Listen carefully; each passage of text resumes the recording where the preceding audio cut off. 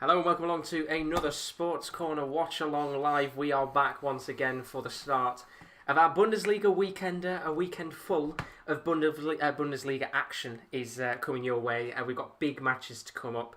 Borussia Dortmund against Bayern Munich on Saturday, Leverkusen against Gladbach on Sunday, and then today we have a fixture between Werder Bremen and FC Koln, which certainly isn't the biggest of fixtures on paper, but it should be, hopefully, an interesting game indeed. Of course, the last time these sides played, it ended 6-1 to Werder Bremen, so if we can have something similar today, then it should be in for a good match indeed. And joining me, for the first time in what feels like quite a while, to be honest, it's Rowan. How are we doing, buddy? Hey, I'm doing good. Yeah, I was trying to think. Probably Leeds, maybe? I think it was, the last we've time done a we won Watchalong Leeds. here. Definitely have. Leeds, it wouldn't be Leeds City, that was when we were back home. It's been quite some time. It was definitely a game here, and I think it was when Leeds played Fulham, I think, was the last time it was a dead game. Watched along together. A dead game. It was a very good game indeed. It meant into the two teams. Yeah, the two teams were pretty dead on paper, but we've got a big game today between Werder Bremen and FC Koln in the Bundesliga. Now, these two sides are in different positions to each other in the league. You know, we talked about last season in our podcast, and towards the end of the Bundesliga, watch-alongs that we're doing that, Werder Bremen were struggling, and they very nearly went down, stayed up courtesy of a Bundesliga playoff fixture. As for Cologne, they survived towards the back end of the season, only just though themselves, but it's quite different on paper this season because Werder Bremen are currently sat 9th in the Bundesliga. If they win this game today, they're going to go into the top 6, so a real change of fortunes for the club in these opening couple of weeks. As for Cologne, they've started pretty much the same way that they ended the previous season, in the bottom 3 and struggling.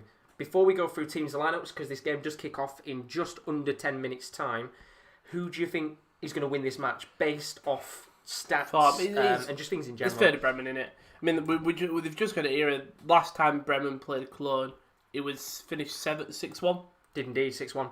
And like you said, Werder Bremen have had a great start to the season, especially where they've come from last season in that playoff final, the relegation one.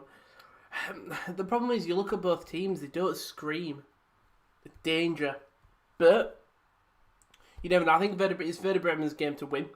They're the most on-form team out of both of these, but you never know. They are indeed. They've been unbeaten in their last 3 games. All 3 games ended with 1-1 draws, which hopefully doesn't mean today is going to be the 4th 1-1 draw in a row. But Chris is put in the stream. What's up, lads? How are we doing? With a smiley face. Are we all good, Chris? As always. We thought we'd kind of ramp it up a little bit, didn't we, today? Yeah. But I think we both kind of said, when you look at this fixture on paper, it's not the most exquisite of matches in the world. But we thought we'd up the ante a little bit. I've got a nice big glass of gin, and Roman has gone for... I've got Malibu and lemonade, and Lucozade.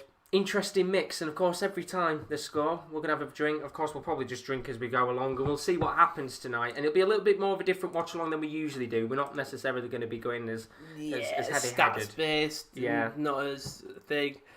It's either going to be an incredible game or maybe the most boring game we've possibly had. Hopefully it's not a boring game. I mean, as we said last time, these two sides, it was a 6-1 to Werder Bremen, which is an incredible result for the home side. Whether that happens again or not, we'll have to find out. But before we go into the teams, Kyle Middleton is in the stream, as always, says good evening. How are we doing, Kyle? Good evening. Hope you're all good as always. And if you are new to the stream, as always, do leave a like and subscription. It's very, very greatly appreciated indeed for all of our watch-along and sporting content, including our Wrestling Corner podcast, our F1 watch-alongs, and our football watch-alongs as well. So do keep your eyes out. But let's get into the teams before we kick off at 7:30, starting off with the home side. Werder Bremen with a 3-4-2-1 today. They've kept a lot of their players actually from the team which nearly got relegated last season. Pavlenka starts in goal, back 3 of Omar Toprak, former Bundesliga player at Dortmund, of course. Moisander and Friedel. Midfield 4, Jebri Selassie on the right, Mbom on the left, and in the midfield 2, Egerstein and Gross. Not Pascal Gross, different one this time. Attacking midfield 2 could be wingers as well, technically. Rashica and Bittencourt, who did very well towards the back end of the season. And then up top tonight is the American forward, who I believe has been called up to the American squad, as he usually is. Yeah, he has. Josh Sargent. Now, you're quite a big fan of your Bundesliga players. Josh Sargent. Great. Young. This part of him, just because he's ginger. He's the ginger afro. There's something about it which is just great. Good little player, I think. My worry is that when he does start, he sometimes does well coming off the bench. When he's starting, though, there's some games where he just doesn't get into it immediately. But I'm a big fan of the US men's national team. Obviously, got my boy Gio Reyna. We've got that young kid who could have played for us, but he's chosen America, I think. The Valencia, Musa. I think his name, Munis or something like that. But they've got a very good team, Germany, and it'll be great tonight to be able to watch Josh Sargent. As you said, not necessarily a convincing player so far, still waiting to really hit that top edge. But as you said, maybe tonight could be a big night for him indeed. Like in a 2-0 win or a 2-0 lead, he'll get that third. Or he'll get the fourth or whatever. I don't think he ever really starts the goals, but he will just keep it going, keep the train going. Absolutely, indeed. We'll have a look at the away side in a second. Chris, I predict the team that scores the more goals wins. Okay, I'll stop messing about. I'm predicting Cologne win 2-1.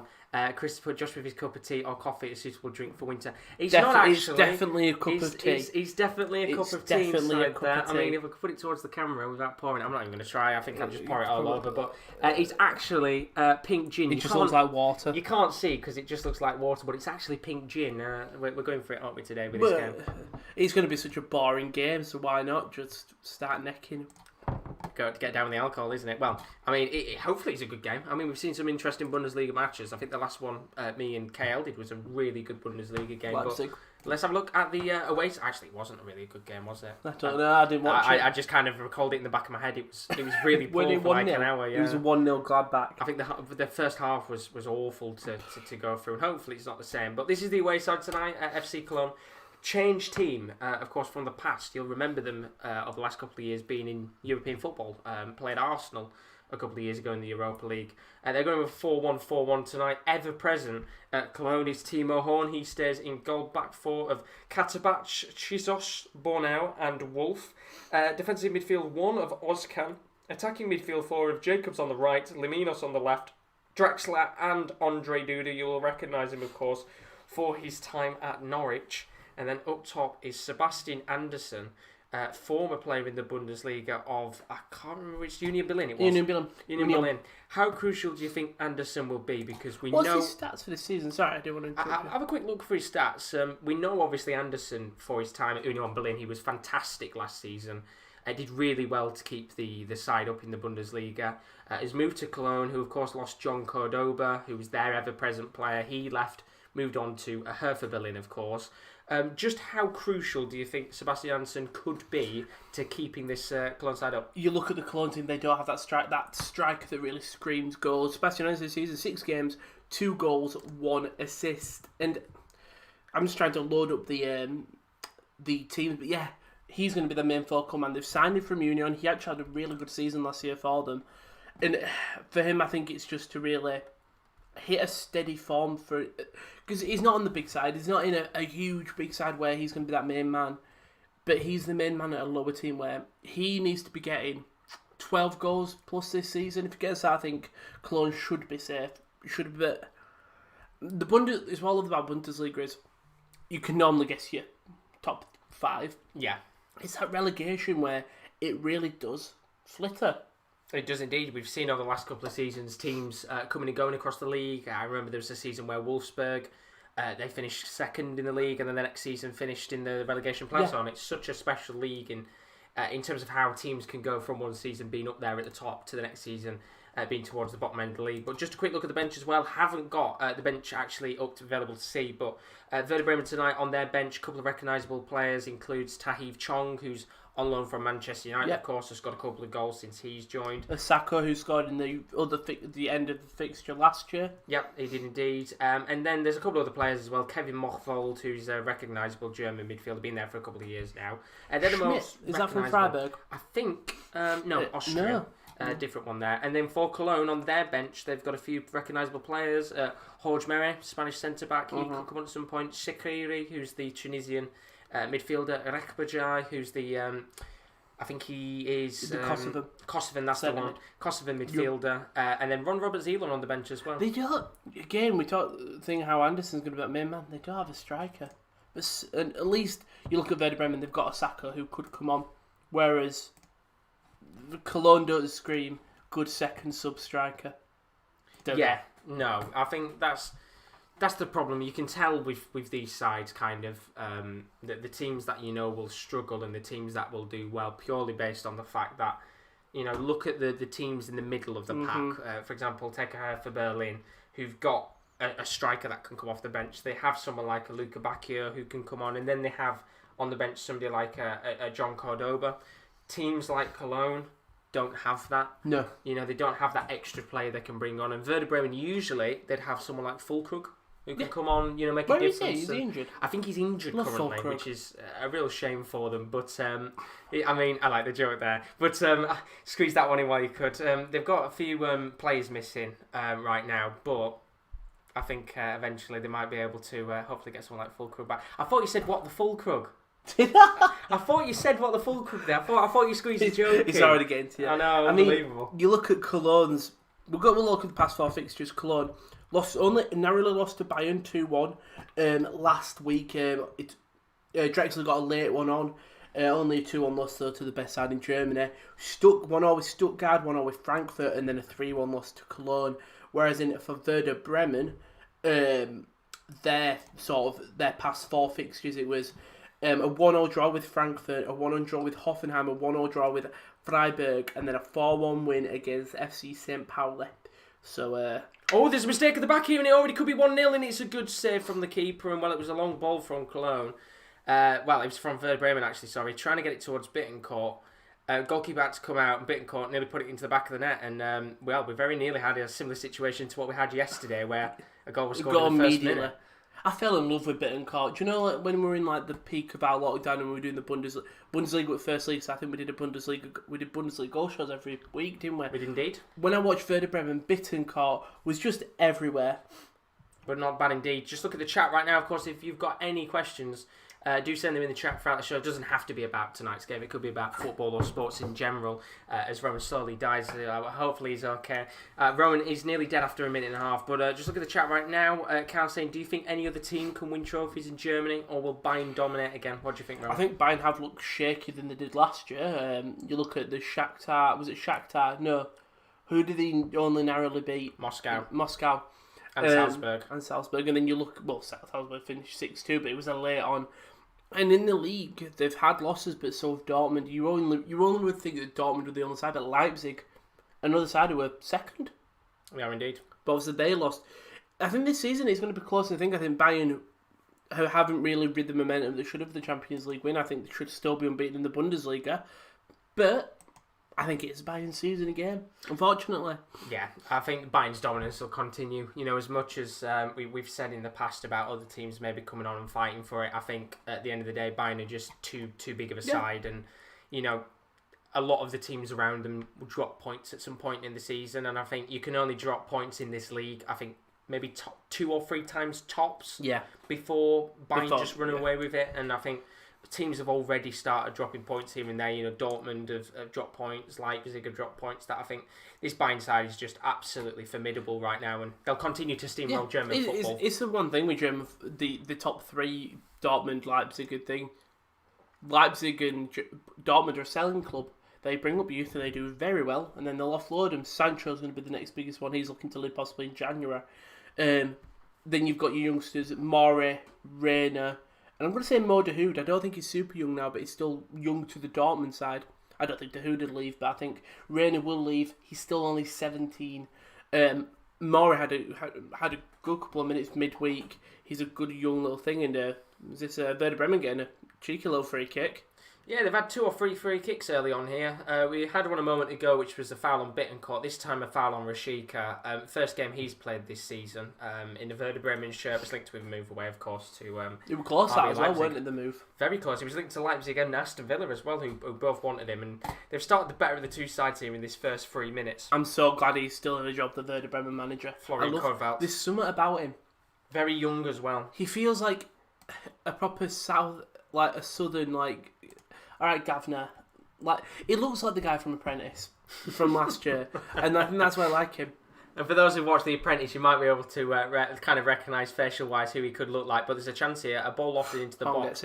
Goalkeeper's had to punch it away. Timo Horn. Eventually, it's going to be given back as a foul anyway. But just look at the chat as well. Chris says they're going to have to go at 9 as I'm off to a live preview on a City fan channel for the huge game on Sunday. Very best of luck for that, of course, on Sunday. We'll be covering that game live as always. And I forgot to ask you, as Kyle put his prediction in the chat, Werder to win 3-0. What's your prediction for the score of this game? 1-0.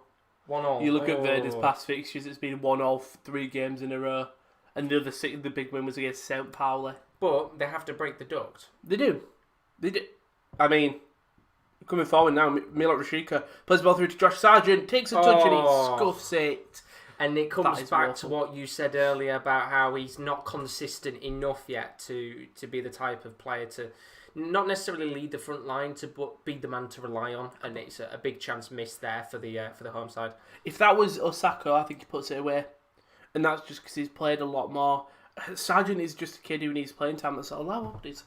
But I mean, that's the good thing. He's getting plenty of game time, and obviously he'll adapt as he goes along. And well, we had Werder Bremen on attack a moment ago. It was actually Cologne on the counter. One long ball from that original chance from Sargent has led to a corner here, and we have the first chance of the game for the away side from a corner. He's 20. 20, still so young. He's still got another, is it 4 years to 6 years to hit his prime? Oh, absolutely. I don't know what the prime is. Sometimes it's 27 or 28, but the corner's taken here short by Andre Duda. It's actually going to go out to the edge of the box, and eventually I think Cologne have got a free kick here. Takes it quickly. Could be a great chance. Oh, great block. Is an exceptional block from Omar Toprak to just make sure there Cologne don't get the first goal of the night. I mean, it does. I mean, I think that's Drexler who takes a free kick quick, and Toprak is the only Werder Bremen player tracking the run. Slides late, does a great stop. Very good stop indeed. Really, really a good start to this game, actually. Yeah, we joked before how this game was going to be absolutely woeful. 2 big chances for both teams. Can't complain at all. Hopefully it can continue on in a nice good vein here. And while, of course, things are a little bit quiet, Chris has put Dortmund and Leipzig definitely capable of winning trophies in Germany, but can only see Bayern dominating, which, of course, is what we talked about earlier. And then something to talk about from last night's stream, of course, me and Kay Renell doing the Europa League watchalongs. Watched the Celtic-Sparta game last night. Celtic were horrendous. Should Celtic be worrying now? Yes. This is your only competition. Yeah, you've got the Scottish League, but do Celtic fans really care about that anymore? Obviously, you are battling with Rangers, but you've won it so many times. At a point, it becomes irrelevant. It's much like the League Cups and stuff for these big teams who go, well, it's just not worth it for us. I think that's the same with Celtic. They'd rather just get to play the Europa League every year.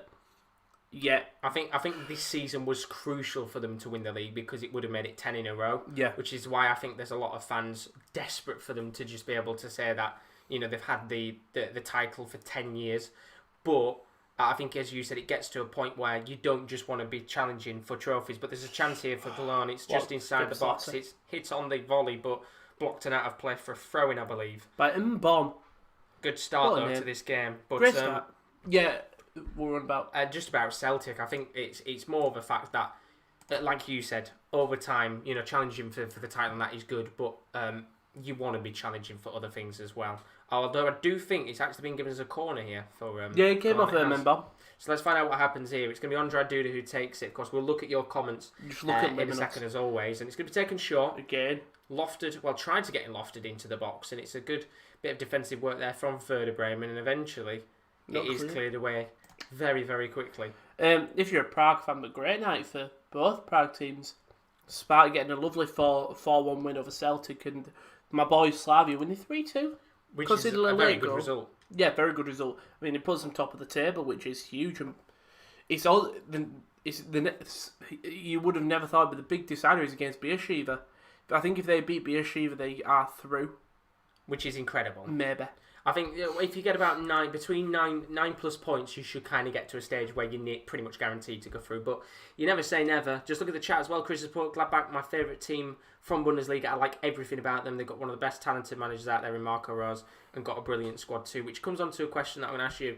What's your favourite team in the Bundesliga if you weren't to include Dortmund? Because I know that Rowan would say Dortmund, but if it was one of the teams that were out of the top big two in Bayern and Dortmund, who would you go for? Oh, that's...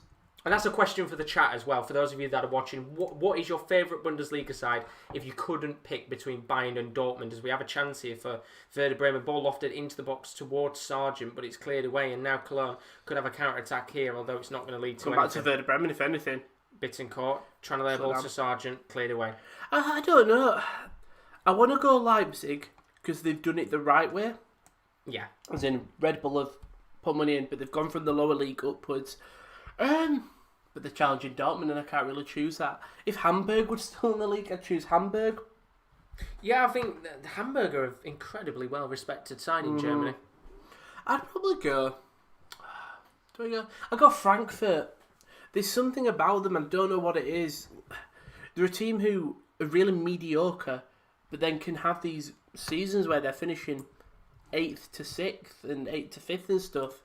As the ball comes over the top, and nothing happens with it. It's been a really, really good start, though. Both energetic. teams, yeah, very energetic indeed. Both teams really going for it in this game, and of course, I think both sides have got to go for it because Werder Bremen have a big chance to get into that top 6. Cologne, they have to get the first win of the season. The ball here, trying to get it lofted towards Josh Sargent, a little bit too heavy there into the path of the American forward. Imagine if Werder Bremen get European football this season, considering where they were this point last year, but this point 2 months ago. You really would have you would have took it, wouldn't you? Oh, absolutely. And I think when you look at that team on paper, it's quite a decent side. And I think there was a lot of people looking last season and kind of saying, well, how have Werder Bremen got into this position? But it's very similar, I think, to like a West Ham. You can have very good players on the team. Doesn't mean that you're never going to get relegated. And of course, they just missed out. Just, in fact, of that playoff match that they had against the relegation side before, where they won it in the last minute. I was trying to think, who did they play? I can't remember off the top of my head who they played. You might be able to find it out. But it was a very eventful game overall. But it was a really, really good match. But they only just survived in that game. And I think it's one of those where you look at it and say that Heidenheim, that's the one. No matter how much quality you can have in the team, it doesn't mean that you're not going to get relegated. No. The thing is, anything can happen. Like for me, there's teams in the Premier League that should be doing way better than ours in terms of quality of players, but other teams are being. Look at Aston Villa. Technically, look where they were last year. They should be down there again. Yet Jack Grealish is carrying them, you'd say, but maybe it's just a bit of squad unity. This Werder Bremen side now have been through that heartache of nearly getting down to Bundesliga 2. They think, all right, we'll fight for this team now.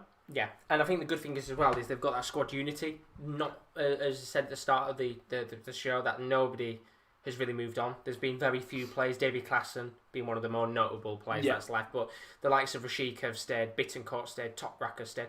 All these players could have probably moved on to clubs a little bit higher in the league. They've decided to stay, and look at them now. As you said, they've got that unity. They know what it's like to potentially be in a dogfight, and I don't see Werder Bremen being down there at the end of the season again. Well, they've found, I think, the way to play it through to Sargent. If Sargent can't do, they'll make the change. They'll bring in Osaka, and play it through to Milo Rashika. Is he a star man? Well, they kept holding Moisander as well, who's been there for a while, surely. He's been there for a few years now. Yeah, a rock at the back, and even Toprak, of course, has been there for a few years now because of the loan spells he had at Dortmund, and then he signed permanently. But Pavlenka at the back as well, he's been there now for donkey's years, it feels like. They've got a really good squad unity. As we've got a little bit of a quiet spell in possession here. It was in the midfield with Eggestein. It's been given away, and Cologne have a chance to attack here. And I'll come, of course, onto your answers in a second. I know, in fact, it's a bit of dead possession now. Carl agrees with you. He would pick Frankfurt as his favourite team in the Bundesliga. There's something about him where I just think... And maybe it's because they have Luka Jovic and he's gone to Real Madrid or something. Limonos has just won it. No, he hasn't. Never mind. Thought he'd won a corner. Tries to skin, I think it's Moisander, and just gets absolutely mugged off.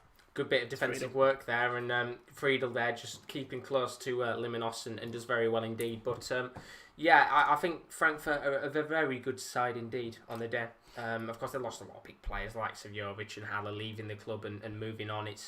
It's one of those where it was going to be very hard for them to come back, but they've still got players like Kostic. Pacienza is still there. No, he moved to Schalke, so bit of a bad move for him in the respect of how Schalke are doing. But Jeeva asked, can I get a link to watch? Unfortunately, we No. haven't got a link because of copyright issues, of course. We can't hand out links for the match. And then Antonio's put, he wants Werder to win 10-3, but there has been a chance, Rowan. A long-range effort there from Andre Duda. Duda just outside the box, finds a bit of space, hits it on the volley, goes way over the bar, but he's giving it a go, and we can't ask for more than that. And that's a very important thing indeed. And, well, I've nearly gone through one more gin already, so Jesus. we're slowly going through that very quickly. But 15 minutes on the clock I was here. taking sips just so I didn't neck it all. You just haven't sod it. I've nearly necked it all. Oh dear, but We love a pink gin. we do indeed. 14 minutes on the Oh, clock. mistake of the back. Pavlenka tries to go short to do my top rack. I don't know what he's tried there. Koln have got the ball outside the box now. Duda. 2. Duda's going to lay it off into Jacobs on that left-hand side. Then it's going to be played all the way back to Katterback. And, well, it was a good chance there for Cologne to make the advantage of the mistake. Just slowed their attack down for some reason. You could have easily gone. Limassol get the ball, but they're going to go back to the foul on Wolf there going on down. Wolf. Yeah. Marius Wolf. He was at Wolfsburg? Wolf. I think he was at on loan from Dortmund. Never mind. That's why. Close enough. That's why I recognise the name. Tatan is in stream. Hope it all good. He says home go 3-0. HT. I'm guessing it could be 3-0 half time. I think He's thinking 3. You know what? I That like might optimism. It's a bold prediction as a Cologne have a free kick just very far out. I would have said about it's not in the middle of the pitch. It's on the far right hand side, about 35 yards out. Good chance for this to be lofted in the box, and it is going to be lofted into the box indeed. And trying to get it towards the path of the likes of Bornau at the back, but it's cleared away, and good defending there from Werder Bremen. Offside anyway. It was offside, so not too bad there. 15 minutes in, and I think it's been quite an even game. It has been indeed. Oof. Not been too bad so far indeed in this match, so not too bad, and hopefully it can keep up that way because it's been a good pace to this game so far. Really, really enjoyable to watch. Yeah, I mean, Werder Bremen having little Spurs. We had a Josh Sargent chance earlier, and yeah, that's really it. Kyle asks, what have you asked? How long have you guys been doing this? Since November time. November last year, yeah. Yeah, we started, in fact, it would have been December. Made the channel in November, we started in December last year, so we are getting towards... It's not on the channel anymore. About a year before... we're getting close to a year of doing the channel, which is crazy because it's definitely not felt like we've been doing it for a year now, but time flies, doesn't it? Time flies when you're having fun. It's just, I think it was just lucky that it times perfectly with our uni stuff, so year by year, it's easy to track. It is indeed. It is very easy indeed to track. 60 minutes on the clock here. Werder Bremen just passing around the back right now, playing a three at the back formation, which is something that they didn't play last year, necessarily speaking, and I guess they've got that system now that they can rely on a little bit more to get results. In fairness, they did have to change something up, didn't they? Yeah, they had to. And I think there was a lot of people out there who were saying, change the manager, get somebody else in who can, change the system up, get some new players in, and they've stuck by Florian Codevelt. He's a young manager. They haven't really brought anyone in as well. No, not really. There's not been a big name signing. As we said, David Klaassen left for I think about 10 or 15 million, so they've got cash in the back. He's done well there. Is that Rashika plays the ball through to Josh Sargent. Sargent gets tackled. Really good tackle there from Bornau. Belgian defender just making himself big and tall against Sargent, and it's cleared away, although a ball was lofted back into the box by, I think it was... I don't know what camera went on the camera. Was it Mbom? No, I think it was Mbom who tried to loft that ball in there, and he's got the ball back now, actually. And it's into Jebri Selassie, who's on that left-hand side, going to play it into top rack. And not really much going on here, just both teams trying to... I feel like they're calming it down a little bit because it has been quite an eccentric start to this game. So the ball go through to Josh Sargent. He couldn't really get the ball under his feet, which gave Bornau that extra second to get up close to him. As top rack plays the ball over the top, it'll be headed at the back, but not... And then it's eventually cleared by Bornau to top rack, though. And Werder Bremen is still going him. It's Jebri Selassie. Tries to play through Milot Rashika. And there we go. Now a foul's been given. Yeah, it felt like a little bit of wow there. Referee not really wanting to give anything away there, and eventually, obviously, he's had to give a foul away there. Andre Duda just getting a tackle there from Jebri Selassie. Yeah, ball cleared all the way. Oh, he could sneak his way through. Nah. Good calm defending at the back there from Friedel. Could have easily panicked. Gets the ball under control. But it's like straight back to your Pavlenka, and we're back to the slow game again. Yeah, just taking their time, but 20 minutes on the clock. Not doing too bad so far. Nope. Bremen 0, Indeed. Cologne 0. To do says the chat, if you're watching this game tonight, of course, if you're not, are there any games on tonight that you'll be keeping your eyes out for? Because, of course, we know there's some Premier League action as Werder Bremen come forward here. Rashika trying to loft a ball into the path of, I think it's... Rashika, who been caught, plays the ball over to middle to Rashika, but he can't get under control, and Cologne will come on a counter here, maybe. A little bit of a slow counter, and I think that is going to be giving us a... Nope. Oh, no, he hasn't given us. No, he's giving it. He's giving it to Werder Bremen. He's taking his time here, referee, with some decisions, because I thought that was a free kick fairly quickly, but he wants to play on. I like that. That's a lovely bad being caught. I like that he's just letting the play on. It plays a lovely ball. If Rishi can get that under control, he could do something nice there. Just can't do it. It was a really good ball indeed, and it is Rashika's first game, in fact, this season in the Werder Bremen shirt, which is quite mad. I don't know whether he had an injury or not that kept him out. I'm guessing you might you have presume been. sure. Yeah. So.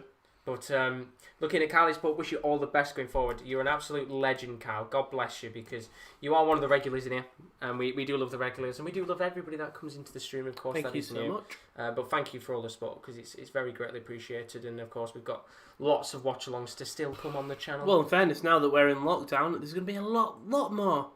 Because luckily football's still going on.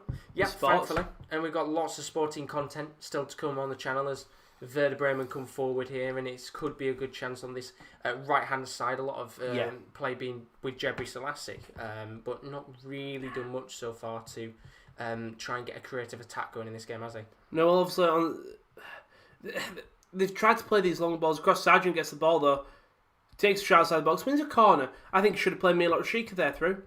I think he should as well. You could see he was kind of... It wasn't necessarily pointing for the ball massively, but he was asking for the ball slightly. He had a bit of open space. You can see the hands are out. And I don't know whether he has tried to pass it in the end. I think it looks... Yeah, it's more of a shot. It's more of a shot. It's a great block there by... Is that Friedel? No, it was really good, though, because obviously because that played for a corner. And it nearly went into the path of Rashika anyway. It did. And I think win a corner, get Sargent's confidence built up, having a whack at goal. But that's what he needs. He needs to get his confidence up, because I think he's got to get that run of form going, get a few goals, and hopefully he can help Werder Bremen this season stay up. Been called to hit the corner though. Comes in, high ball. Sargent gets up. So does Toprak, but it goes all the way through for. I think there's a foul in the box again. Or is it a throw? It's a throw-in. He's giving it as a throw-in in the end. Bit disappointing in terms of that corner there. I mean, it's Sargent and Toprak both going in together, and well, there's about 5 different players in that situation. Comes off Toprak. Just basically moves out of the way of Sargent. Nice little Werder Bremen kit. I quite like the Werder Bremen kit. It is really nice. It's a very nice kit indeed. I do like the green kit. I mean, Cologne going in their red away kit tonight, which is quite a nice kit in itself. But I do like Werder Bremen. I think going back to the question we said about earlier, if you were to pick a side, it's going to be your first yellow card. Yeah, same. It's first yellow card of the game. It's going to be Wolf. Is indeed Wolf. It's going to be Wolf. High foot on Eggestein. See, I think he's another... I tell you what, that could be. He's got stood showing him to his leg. He's not looking at him as well. I'm surprised. Obviously, I know this can't get checked for a red card, but unfortunately can't because of it being a yellow card. Can they not rescind it? No. It can only be checked if it's a straight red.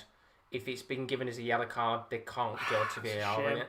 I don't know whether the rules work the same in the Bundesliga, but I thought that was a tackle. You could say that's a red card. He just goes in. He's on the thigh and he's not looking, I suppose, but he goes in straight with studs. It's reckless. Very reckless. Been called. We'll stand over the free kick though.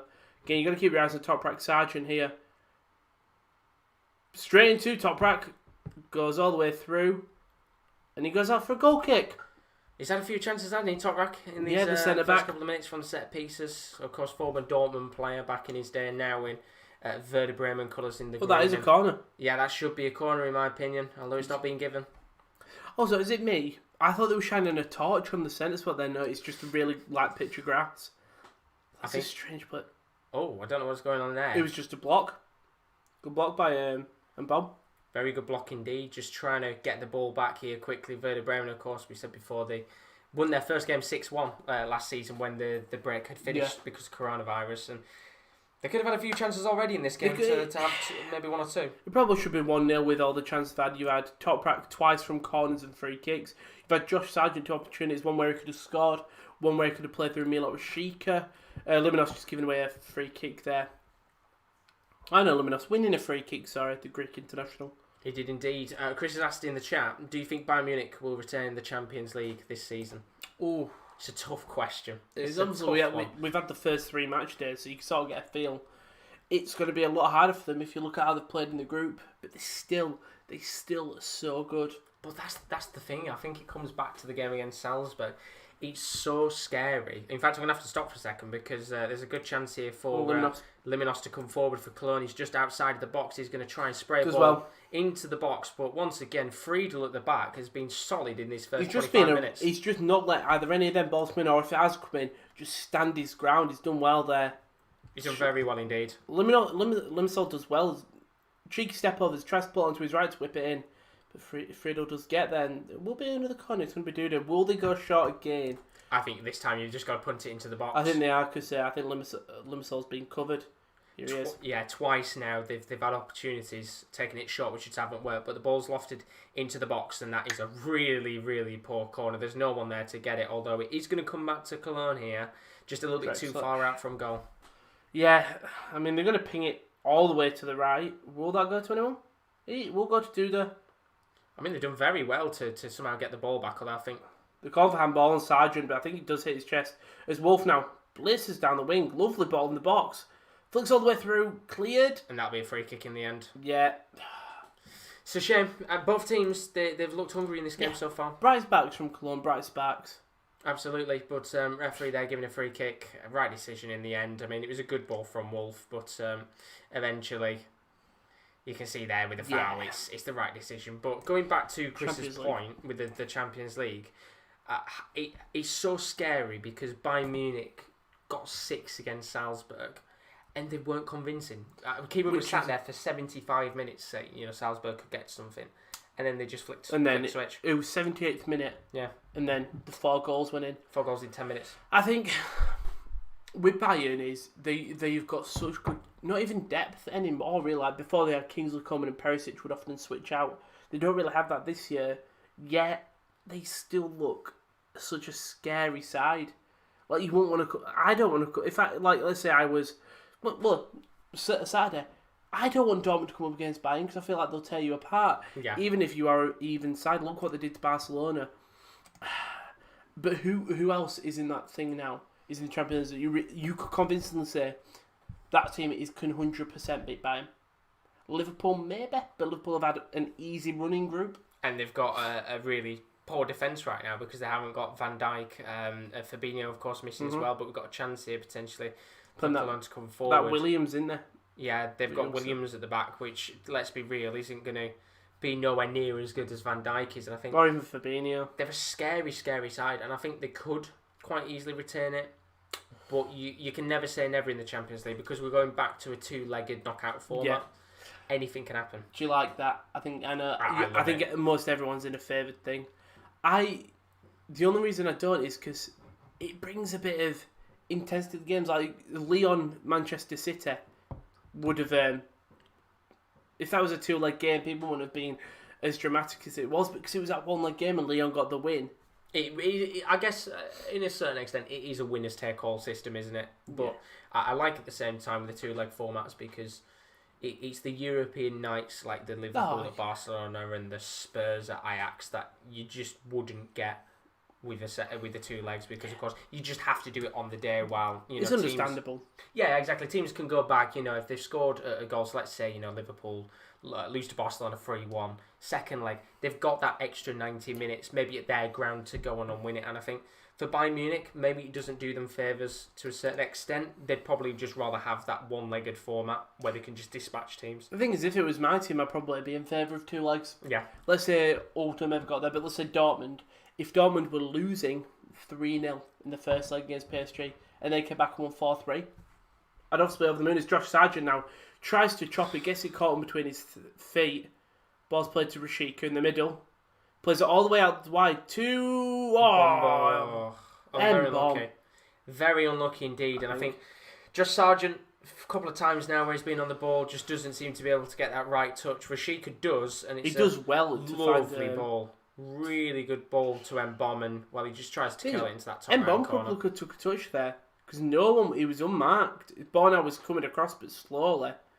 Yeah, I think in that situation you probably just take it on and keep running, and then take a shot afterwards. You've got a little bit of time. But that's a couple of times now that Josh Sargent has tried to get the ball to his feet and he's just completely fluffed his lines. He has indeed. So next question, Chris has asked, who do you think will be the next Germany manager after Joachim Löw? Because I think there's one name that everybody thinks is going to be the next manager. When you say Klopp. Really? After he leaves Liverpool? I think there's a lot of people out there. I think Klopp will become the next international manager for Germany. If he leaves Liverpool, I think I'm done with it. Is there any point of him going to any other club? Go do a bit. The problem is, you go to international football, you ruin the international team, then no teams want to pick you up. I don't think Klopp has that worry. I don't think he does. And I think with the way that Klopp is, I think because he's won pretty much the majority of things in football, I guess what he'll probably do is be at Liverpool, maybe take a few years out, then maybe go into international management. But maybe he leaves Liverpool, goes into German for 4 years, gets a Euro and a World Cup, try anyway, and then goes to, I don't know, what he's done Bundesliga and Premier League. I guess nah. He doesn't scream a La Liga. I just think he's quite content with what he's done. But he's a legend at Dortmund. He's a legend at Liverpool. Yeah. I think he's done what he needs to at the end of the day, and I think he could quite happily leave Liverpool now, retire, and go down as a club legend. Great. I think he's brought a Premier League title to him and a Champions League. Next question in the chat. Thanks for all the questions, by the way. Keep sending your questions throughout this game. Of course, we'll keep answering them as we go along. Cal's asked, have you ever been to Ireland? I haven't. Have you? Yeah. A few times? My family are Irish. So when I haven't been at an age that I properly remember it. Yeah, I was going to say, have you been quite recently? No, not recently. Thing is, if anything's happening, the Irish part come over here. So I think last time or a couple of years ago when they were a wedding do, and the Irish family come over to our side. Is Wolf gives away a free kick on gives away it there. Or is it Mbom? No, Wolf got oh yeah, it looked like he was fouling Wolf. That's what got card in Wolf. Yeah, I thought that for a second, but he's given the yellow card to Mbom there. First yellow card of the game for Werder Bremen. It's a free kick. Very similar position to last time, about 35 yards out on the right-hand side. Can they make the most of this opportunity, though? We will have to find out, because half an hour in, still 0-0. Not been a bad game, but we need that first goal. Ball's going to be lofted into the box, and it's cleared away. Although it's going to come back here. It will be cross back in. In the middle, Bono! Pavlenka will get it. Yeah, a bit of nothing a happens. There nothing happens. But yeah, Pavlenka. When I was younger, Kyle, Yeah, I haven't been to Ireland, I can't say myself. And then Chris has put Bayern Munich, Liverpool and Manchester City are my contenders to win Champions League this season. Atletico Madrid, my outsiders. So I'm going to ask you that question then. Bayern Munich, take them out of the equation, of course, if you expect them to win. What are the two other teams that you would have as a contender to win, and one of them as an outsider? You have to put Liverpool there. Mm-hmm. Just you bet. Do you? No, because I don't want to go to English clubs. Man City. Who's another big one? I want to go PSG, but again, they haven't looked. Oh, we'll go. Do we go Barcelona? We'll go Barcelona. Barcelona? Like a recovery, bounce back. You've been embarrassed, go on and win it. And the outsiders. For me, Atletico and outsiders. When I watched them play, they were bad and they won the game. So, and even this week, of course, got a draw to Lokomotiv Moscow, didn't they? So not really been. And they were saved by João Felix. Who's my outsider? I'm trying to think. I would back my boys, Dortmund, but I won't choose them. I think that's a cheap way. Ooh, do I go Gladbach? Because Gladbach have got some results. They've been very good so far. In a tough group, they've got results. I mean, the 6-0 win against Shakhtar was absolutely outstanding. It's been an incredible start for them. Yeah, I'm going to go Gladbach. Imagine an all-German final, Gladbach versus Bayern. I mean, we haven't had an all-German final for a couple of years now. It was Bayern Dortmund at Wembley, which was an incredible occasion. I think. I guess you could put Liverpool up there. I just don't think defensively they're strong enough this season, and I think that could come back to bite them. I'm going to probably say I will put Manchester City up there this season because I think they have to go for it. They have to. I think with the money that they've spent now, pressure will start to build on Pep Guardiola and things like that. So I think they have to be up there. If they don't get to a semi-final this year, Pep's gone. And a lot of the players are gone. Exactly. And I think two other teams that have to go for it. Real Madrid. Yeah. I think Zidane has to go for it. I mean, they've struggled so far. Only just got a win against Inter Milan, and I think they've got to really go for it. And Juventus. I think Juventus has to go for it now because you can't have players like Ronaldo and that coming through the door and not win anything with that squad because, on paper, it is one of the best European sides. It has Ronaldo in it. It instantly gets improved, by 100 times, and it's won nothing in terms of Champions League football. I like the signing of Weston McKennie. I know Kieran really likes him, and I do think that they are bringing in some youth. It's something like Dybala doesn't start, and I know that you can't start everyone, but he came off the bench and didn't get a double or something or a break. 2 goals. He got one, something like that. 2 goals in 10 minutes, and they were both pretty shoddy mistakes from Fener Varos. A goal's a goal. Exactly, a goal's a goal, and they all count at the end of the day. And I think it's shocking a play like that doesn't start, but I think they have to go out there and at least try to win it this season. Then it's a tough one with an outsider. It's a really tough one indeed because I think there's a lot of big clubs this season that have to go out there and win it, or at least contend for it. So of course Barcelona's another one. They have to go out there this season and push for it because they've been quite shocking. We know last season how shit they were.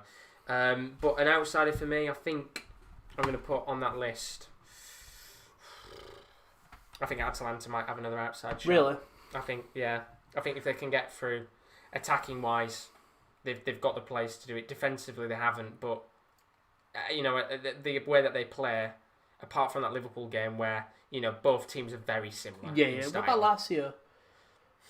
I don't think Lazio have Do you think they rely on Ciro Immobile too much? Immobile and Alberto, and I think you can see with both of those players being out, of course they drop points against Zenit midweek. I think they probably aren't they're nowhere near as good. Well, look what happened. They had Immobile when they played Dortmund, beat them. Yeah. Played Zenit and they don't have them, and you get a 2-2 draw. And then they played him in midweek in Serie A again when they shouldn't have, and won the game because they had players like that on the pitch, and I don't think they're good enough to go out there and win it. But they could be a good outside shout, I think. But I think Atalanta could be up there once again next season. Hopefully. Even Shakhtar, if they can get through, I think they have to bounce back from that 6-0 loss, though. But I think it'll be a tough test for them. It's going to be very tough when they play Madrid and Inter. But whether they can get any points or not, I don't know. But do you think Chelsea could be an outsider? I think with Chelsea, the mental thing is they've made some great signings, yet they don't feel that different. They still look terrible at the back. Yeah. Well, who did it? Chilwell at left back. Thiago Silva, Zuma, usually Reece James, and then Mendy. Oh, there's a long ball here, trying to get it into the path of Mbom. This game's been rubbish, by the way. Yeah, it's gone a little bit dead now, this game, unfortunately. It was a good first half an hour, but it's gone a little bit quiet. But long ball was guided towards Mbom. Just goes straight into the hands of Timo Horn. Nothing really happening there, but I mean, Chelsea could be an outside shout. They could be. I think you've got to get Werner. Werner's got to keep on playing well. Who's their wingers? They don't play wingers, do they? They do, Ziyech. It would be Pulisic, but he's been out injured for quite a bit. They do have an injury at that left-hand side. So what they tend to do is put sometimes Werner on the left, Ziyech on the right, Havertz in the middle, Abraham up top.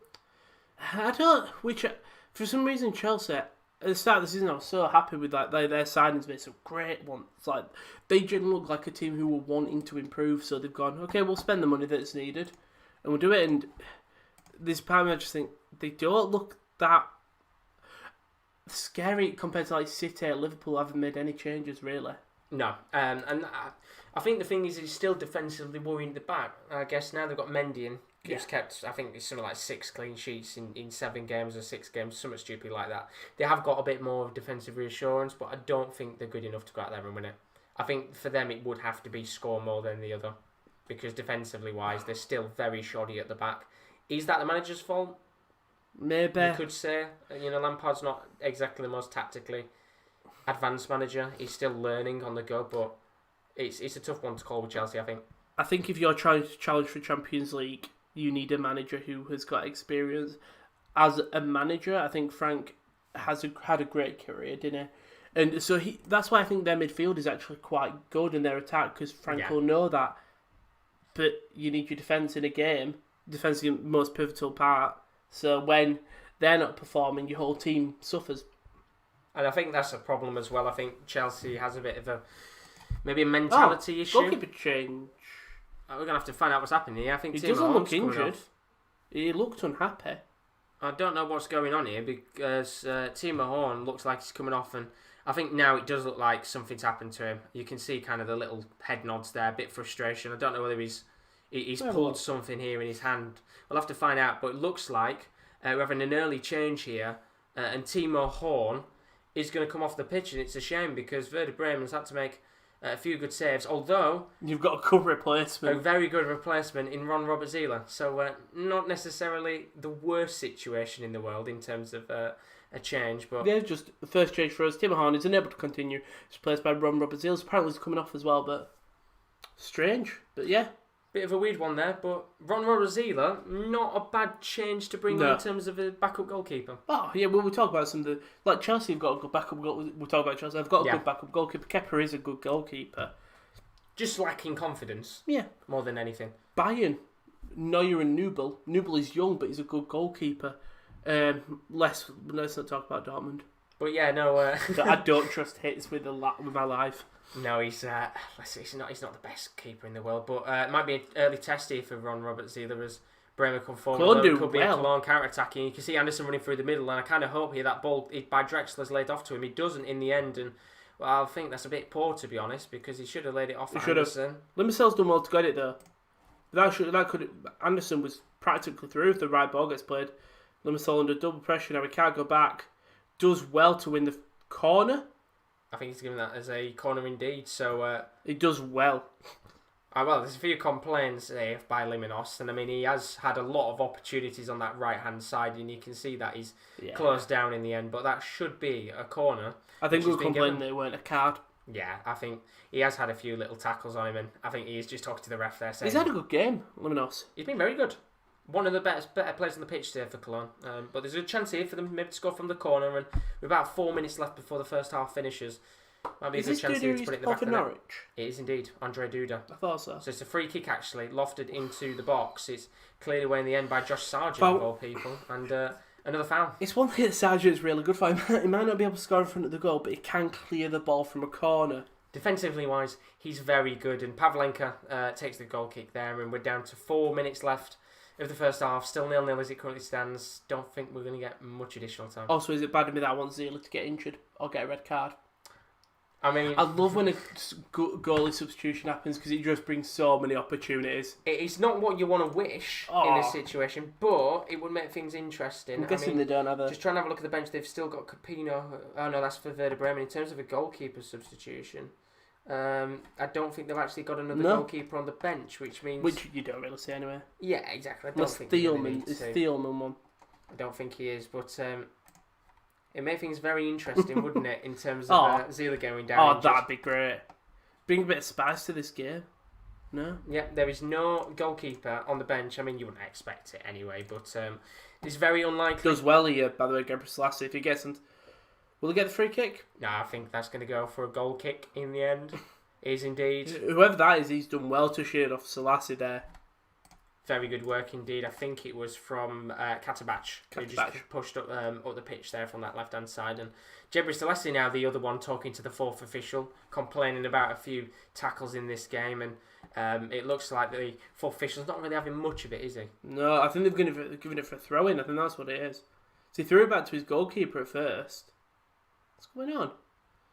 Yeah, it's actually going to be a throw-in in the end. It's going to go long throw. It's going to Rory Delap it. Bit of confusion there from the Cologne defender at the back, Katabach. Just a bit confused on whether it was a goal kick or not, but... It's taking the mic. There we go. It is thrown out eventually, and well, it was a very wasteful throw-in because it could lead here to a chance for Werder Bremen. Oh. And it's so unlucky. Really good chance there for Bittencourt to come through on that right-hand side and maybe have a chance, but it's gone very quiet, hasn't it, now? But yeah, Werder Bremen's still got the ball, at least in that attacking third, in Cologne's half. Ignore me, because they've just lost the ball. Let's take the throw-in quick. It's another throw who's going to throw it in this time. Of course, gave away a throw-in a moment ago, and he's taking his time here to find the right person to throw it to. You see Eggstein and Gross trying to push some space and trying to let Jebri Selassie throw it out to them. And eventually it is thrown out. It's going to be Gross trying to flick a ball into the box. Awful. And that's summed up the first half, hasn't it, so far? Oh, dear. There was no one there. Really poor indeed. It's a waste of a chance, and I think you can see, Is that the Cologne manager? Yeah, both teams haven't necessarily been awful. I mean, it was a good first 15 minutes of action. There was lots of opportunities, but I think both teams will be disappointed that they haven't got a goal yet in this game because they've both had little chances, but nothing too major. You might see them just have a dig. By the way, Southampton are 1-0 up at Newcastle. Che Adams scoring. He's been on a little goal scoring run, hasn't he? He has indeed recently. He's been banging in the goals over the last couple of weeks, but good to see there in the Premier League. But we've got 1 minute left in this Bundesliga game between Werder Bremen and Cologne. It's 0-0 as it currently stands. Yeah, I was looking at the stats. Yes. What are the stats looking like? Five shots, 1 on target for Werder Bremen, and 3 shots, none on target for Cologne. So it's a bit stinky. More possession to Werder Bremen. But that's the thing. You just take a punt in the game. Do you know what I mean? Take a gamble. Have a long range effort or something like that. Just try and test the keepers, especially someone like Zila, who in this situation isn't going to have much time to warm up. You know, it was a very quick change in between Horn being in the goal and then coming out. At least, like, if Horn goes to half time, he has a full 15 minutes to warm up. But instead, well, Kimmy's put worse news. Harrogate beating Scarsdale. We hate Harrogate, don't we? Very unfortunate indeed for the look forward to them. FA Cup outsiders. We're on TV, Josh. Absolutely. We're on TV. Excited for it on Sunday? Oh, no, because we're probably going to lose. But in terms of it's actually going to be quite fun. Should be indeed. A nice little game on TV. Of course, FA Cup action this weekend. First round games. Be interested to see what happens there. But in terms of additional time, I don't know if there's really going to be much here. I'd probably said a minute tops. Which, in fact, it is just 1 minute of additional time. And, of course, we'll talk in a second about it. And then Kaz put, yes, Southampton would like to see Shane Long score. Because it feels like he never scores. On RFM save, Shane Long was a pillar of my substitutes. In that first season when I didn't bring in a striker, Shane Long came on and saved my arse as, we've gone all the way to the back again. Yeah, indeed, and no apologies for yawning. It kind of sums up boring this game. And it's very similar to the Leipzig Gladbach game not too long ago where yawning was kicking in and, it wasn't the best first half in the world as the referee does blow the whistle for the first half of this game, and it was quite a fairly decent first 15 minutes where there was some chances here and there, but ultimately both sides go into the break at 0-0, and we said at the beginning, before this game started in our show, that this could be this game could go two ways. Either A, it was going to go the way if we get goals tonight, it's a little bit more of an unexpected outcome, and it turns into quite a good game that you never expected. Or B, it was going to turn out to be one of those matches that is fairly dead and very disappointing, and it's just come up on the screen. In terms of expected goals for each side, Werder Bremen 0.4, Cologne 0.3. It just kind of sums it up so far, doesn't it, Rowan? It's just been bad. It's not even like a bad game in terms of horrible touches, horrible shots. They can't make a complete pass because they can do it again on the wings, but just good defending from both sides and bit of misfortune with Josh Sargent not being able to control the ball. So I think it's two opportunities where if he controls that ball first time, doesn't try hit a Ronaldo chop, possible goals for Werder Bremen. Instead, he tries too much. He does indeed, and there was a few decent chances in that game for Werder Bremen from Josh Sargent, but ultimately it stays 0-0 at half time in this very enthralling first 45 minutes of action. Seeing Lewis Hamilton on our screens, we're seeing an NHS worker on our screens, seeing some cyclists. Which is still a little bit more exciting than the first half. It is. Oh, she's going to get a bus? Have you seen these? Those are absolutely mental. They're amazing. They look incredible. Absolutely incredible indeed. That was cool. It was like a wireless, a hand sanitizer machine. Oh, there you go. It's all about hand sanitizer anyway. It's targeting the virus with confidence. That's what we like to see. We do. Bit of confidence. That's what we want to see from these strikers. Exactly. We need to see a bit more competence in this game in terms of finishing. But in terms of other games still to come on the channel, here's a look at what's to come. What a game tomorrow night. Dortmund versus Bayern Munich. It's going to be a cracker with me and Rowan from 5:15. And then on Sunday, we've got two fixtures to keep our eyes out on Premier League. I'm going to be live in Manchester City and Liverpool. And then on Sunday, just as the game is under play between Manchester and Liverpool. Kieran will be covering the game between Leverkusen and Gladbach, so keep your eyes out for that. On the 12th of November, Euro 2020, we'll know who's in the competition at the end of May, beginning of June, with the play-off final goal show on the 12th of November at 7:30, and then the 14th of November, we are back once again with the UEFA Nations League, match day number 5. We are back once again to cover all of those Nations League games with a goal show from 7:30. Very fun. Will be very fun indeed. International fixtures. We love the Nations League. Will be very exciting indeed. But what hasn't been exciting so far is this game between Werder Bremen and Cologne at half-time, 0-0. Just to bring up the bench for you, Rowan. Of course, we said both teams haven't really got many difference makers in this game. Of course, these sides do have 5 substitutions they can make. We've already had one for Cologne. Who could come on in this match and be a difference maker? For me, there's 3 subs screaming out to me. It's Osako for Sargent. Schmidt is naturally a right mid, isn't he? No, it's not the Schmidt I was thinking of, ignore me. Maybe Tahish Chong. Give him a chance, give the youngster. I know that in pre-season he scored a couple in the warm-up games that they had in Germany, so give him a chance as a youngster, maybe.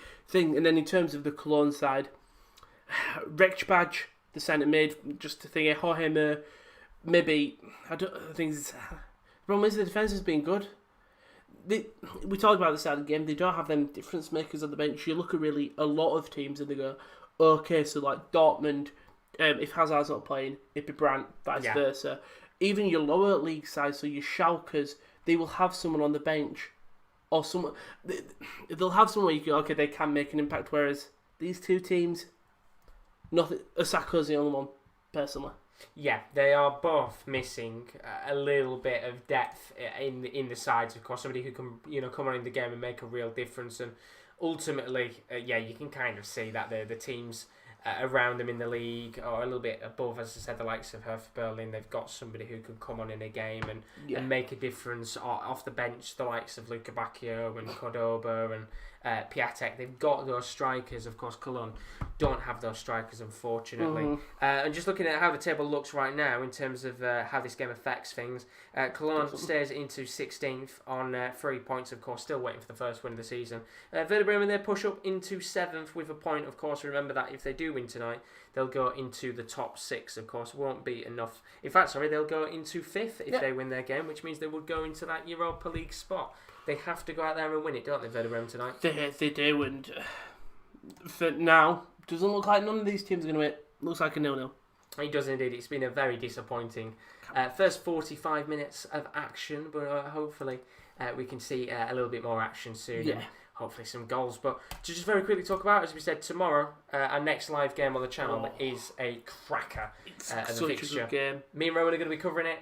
Dortmund versus Bayern, the Klassiker in Germany. Let's have a quick talk about this match. Yeah. It is the biggest game of the season for both sides, of course. Bayern in first, Dortmund in second. Who do you think is going to win it? I've got to back my boys. I've got to back Dortmund, but it really is interesting. If the Bayern that was sat at 2-0 with Salzburg, I think Dortmund can win it. If it's the Bayern that scored them 4 goals in 12 minutes, it's going to be a whitewash. My worry for Dortmund is if Hummels isn't back, Delaney and Witsel are going to have to keep on switching.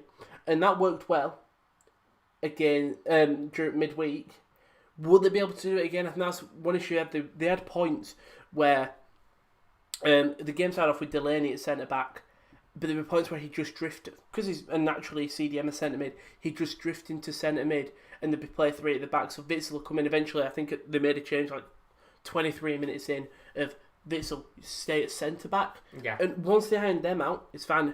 They're obviously hoping Hummels is back, leading thing. I think your forwards, you don't actually have to worry. Haaland, Reina, Hazard played great. Moderhood had a really... You saw the assist he made with the lovely chip, the pre-assist. Yeah. The lovely chip he made through to Mounier. It's really unpredictable. I mean, with Bayern, they can just come easily. Sane, Gnabry, Lewandowski, Muller, Goretzka, Kimmich. That 6... Maybe they might be the best 6 currently in world football. They are incredibly dangerous. Like the defence, okay, you probably think a better defence line with Liverpool screen with a full, if you talk about full fit.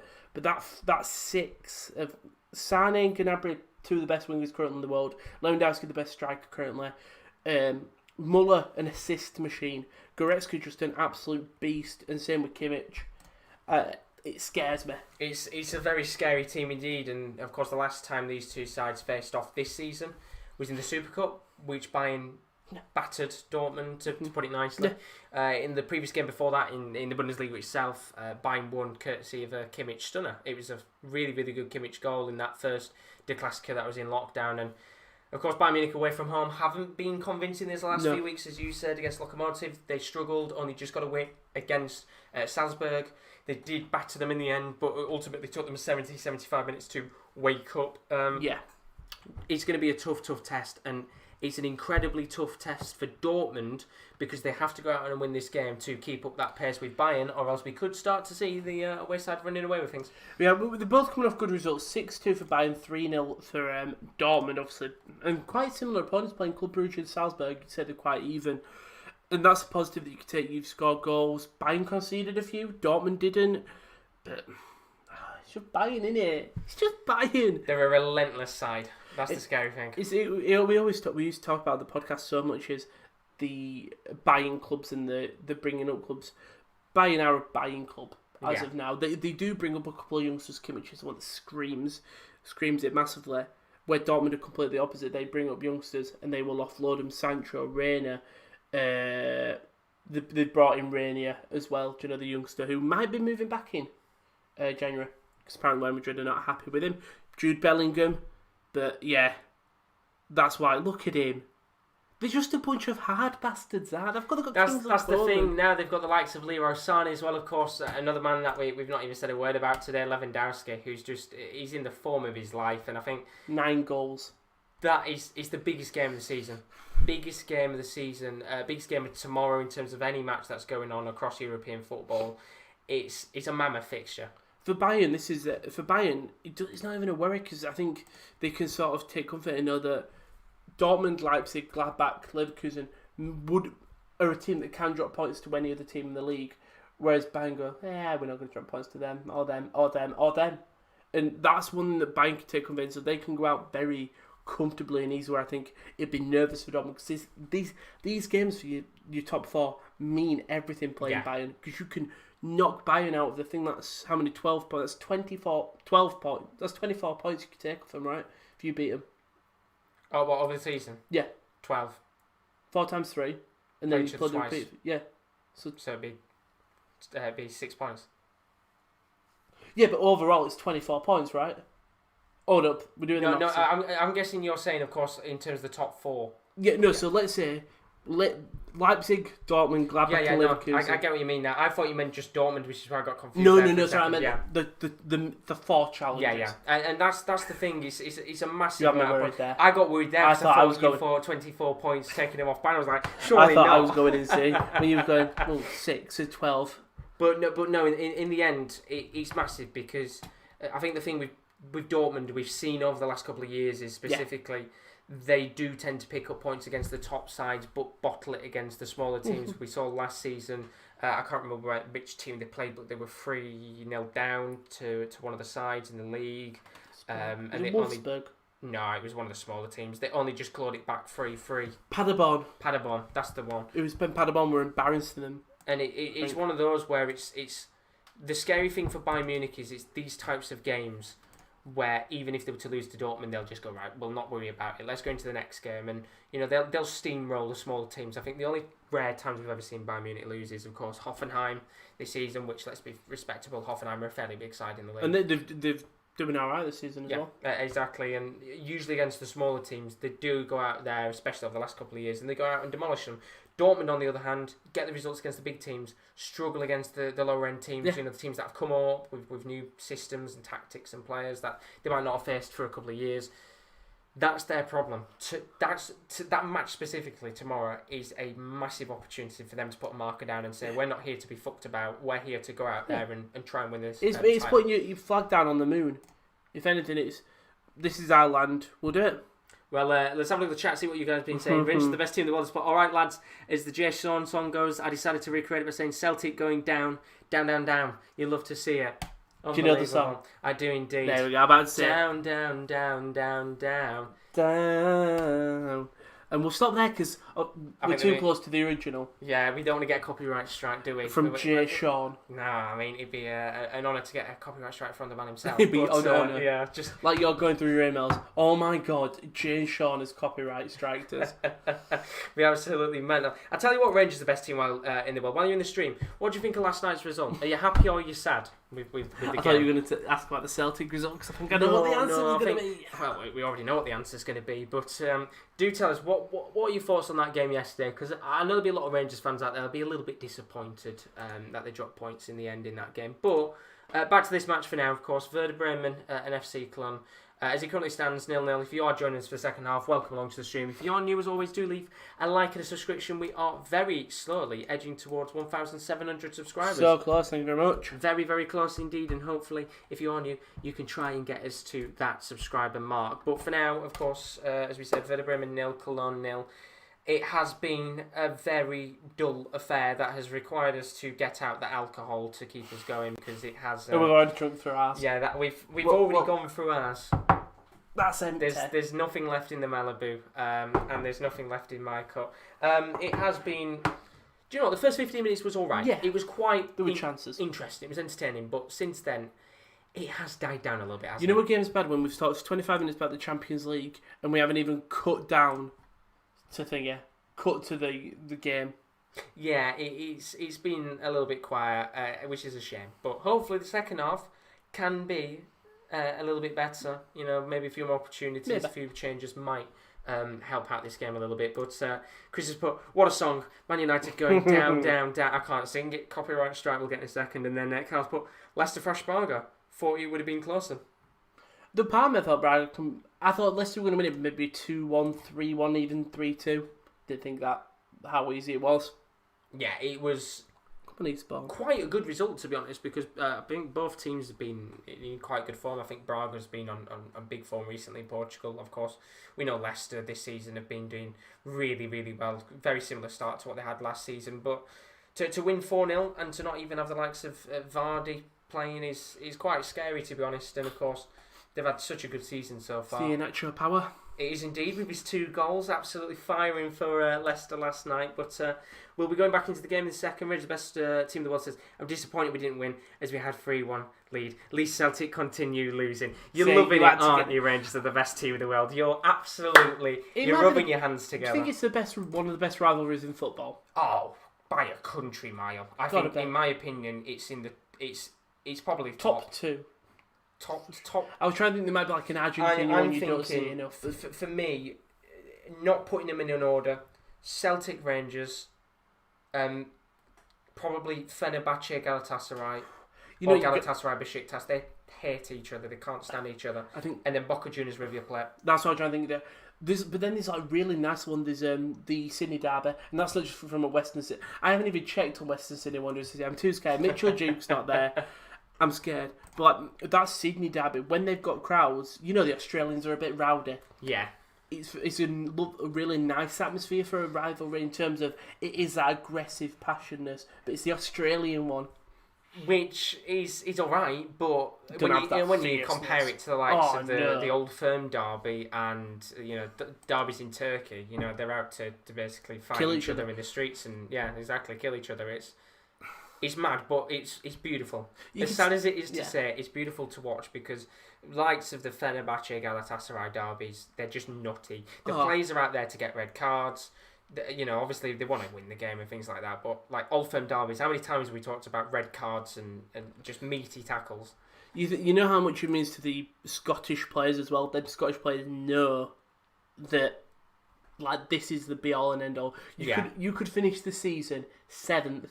But if you've done the double over Celtic or done the double over Rangers, then that's what matters. That's what matters. Exactly. Chris's point, you do realise we need Man United to win on Saturday to keep Ole in the job for longer. I think United will win. Well, a big game, isn't it? Everton Man U on Saturday. Everton I'm guessing still without Richarlison and Rodriguez. I think they are. Digne will be back because of his 1 match suspension. But it'll be a very good game indeed. Richarlison's 3 in it. I think so, yeah. But I think that's at 12:30, so it's an early kick-off tomorrow. We saw how Everton played without them, and they were lacklustre, very lacklustre indeed. But the players coming out onto the pitch now for this game between Werder Bremen and Cologne. If you have just joined us, currently stands it is 0-0 between these two sides. It's been a very dull affair of action here in the Bundesliga, and well, let's hope it gets a little bit better. I say at every stream, lovely stadium. Yeah, it is a very nice stadium. I think Germany has some of the best stadiums in European football. If I could, I'd love to do a video for the figure and we go visit every single stadium. You won't be able to do every, but like if you could go and see as many Bundesliga stadiums as you can. Like as a collective, I think the German leagues have the best stadiums because as even the Bundesliga too, the stadiums are still nearly as big as some of the Premier League clubs and the Championship clubs. It's mental. Like your Premier League clubs, you have got some lovely stadiums. Tottenham's, even Old Trafford, the legacy of it. The Etihad is a lovely looking stadium stuff. You might not be able to fill it out. There you go, okay, that's for you. You love a cheeky city diss.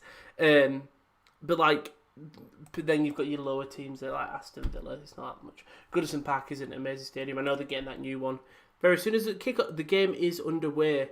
We are indeed, once again, for those of you that are watching, the timer will be on the screen in just a moment's time. So, of course, we might be a little bit behind from what you guys can see on your screen. So, of course, try not to spoil it. Although, let's be real, we're not too fast. I don't think there's going to be much to spoil in this game because it has been a very, very quiet game indeed. For those of you that have not seen what's happening in the first half, just quick look at the lineups once again. The two teams, as are currently playing, Werder Bremen playing a 3-4-2-1.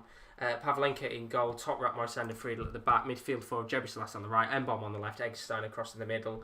And he's technically a 3-4-3, Rashika's on the left, Bittencourt on the right, and Sargent is in the middle. And then the team that started for Cologne was Timo Horn in goal. He's now come out. Ron Robert Zieler has gone into goal, picked up a slight injury, which means that he came off around the 35th minute mark.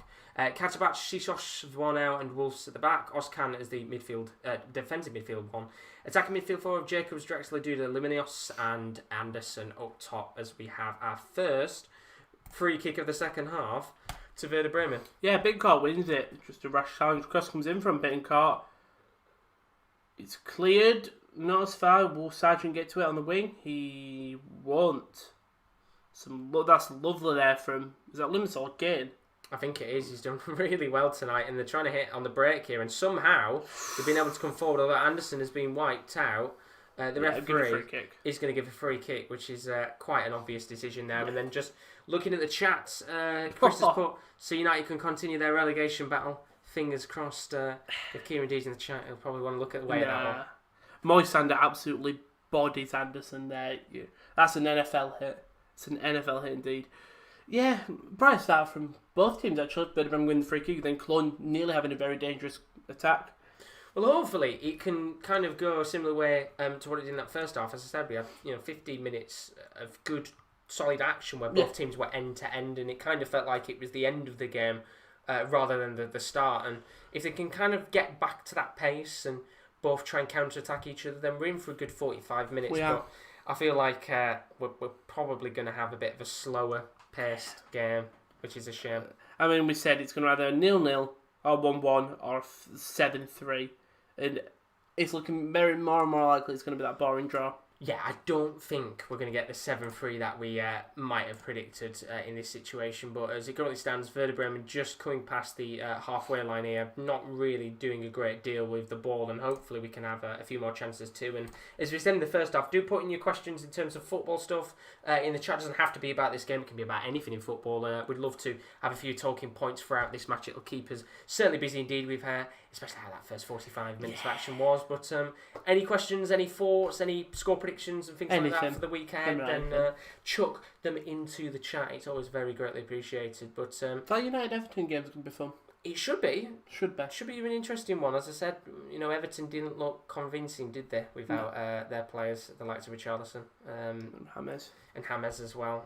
And it could come back to bite them in the end because they're slowly dropping down the table once again. But Chris has put 1 year ago, Southampton they lost 9-0 at home to Leicester. 1 year later on, they bring us being the top of the league with a win versus Newcastle. Unreal. Crazy, isn't it? Great, amazing bounce back. Absolutely incredible. I think just having a quick look actually to see what the Premier League table is looking like, because of course I think we checked earlier they were 1-0 up. Yeah, they are top of the league right now, Southampton. Joint points with Liverpool. Incredible, absolutely incredible. Southampton Who'd have thought it, especially after last year's 1-0 defeat? 9-0. Sorry, yeah, definitely wasn't a 1-0 defeat. It wasn't what we talked about. 9-0 defeat. Who do you think's favourites this year? Is it Liverpool? I think Liverpool would have been, but I think there'll be a lot of people thinking City. It'll be the favourites now with the defensive issues. Yeah, and Fabinho as well. What was your reaction to the Van Dijk stuff? Do you know the whole Rip Van Dijk and then him getting such an emotional thing because he's got his injury? Is it a season-out injury as well? I think it is, yeah. Should be out for the season. I mean, to me, it didn't really bother me at all. Didn't really care. Obviously, I didn't watch the game either because the Old Firm was on at the same time, so I didn't get to see the actual tackle itself, what Pickford did. But it's a big miss. It's a very big miss for them. But what can you do, eh? Man City had the same issue last year. You've got to just deal with it and move on. I just found it really strange, the whole Rip Virgil, and I like that players were sending their best wishes because no one wants a season-ending injury, but there've been injuries that have been a lot worse, and you never saw this massive Twitter outpour. Did you? I don't know really, but I guess we're in a digital age now, aren't we? You know, it's true. We're in a very digital age. You know, that's how people kind of. Of course, I remember when Aaron Ramsey broke his leg a couple of years ago. And of course, that wasn't really a point where players had Twitter and that. But there's a really good chance here for Werder Bremen to come forward. It was a bobbling ball in the box, and Josh Sargent somehow hasn't put Bremen into 1-0 lead. They should have just put. All he has to do is to go. I don't know who that is at the back, but whoever who holds him off for as long as he can for Zila to eventually get to the ball. Zila takes a long time to get to it. He gets the ball, he throws it quick out. So I think that's Drexler in midfield, but then nothing does happen. Unfortunately, not. That's a great ball. Good chance here though for Koln to come on a kind of partial counter attack, and there's a ball guided into the path of I think it's Anderson. Tries to take the strike on, and it was a bit of an awkward ball for the Swede forward there. Who made the block again? Toprak. He's been very good tonight, hasn't he? He's not even done anything amazing. He just stood there and made himself look huge. So basically, Anderson, all he has to do is shoot the ball and it goes straight into the path of Toprak's leg. It's a very good chance indeed for Cologne, and probably the first big chance they've had of the game. They've not had any shots on target as of yet, but certainly moving in the right direction. And Cal's put in the chat, United win against Everton and march towards the league. United are in fifth right, and then Chris, but Everton fans are getting used to reality.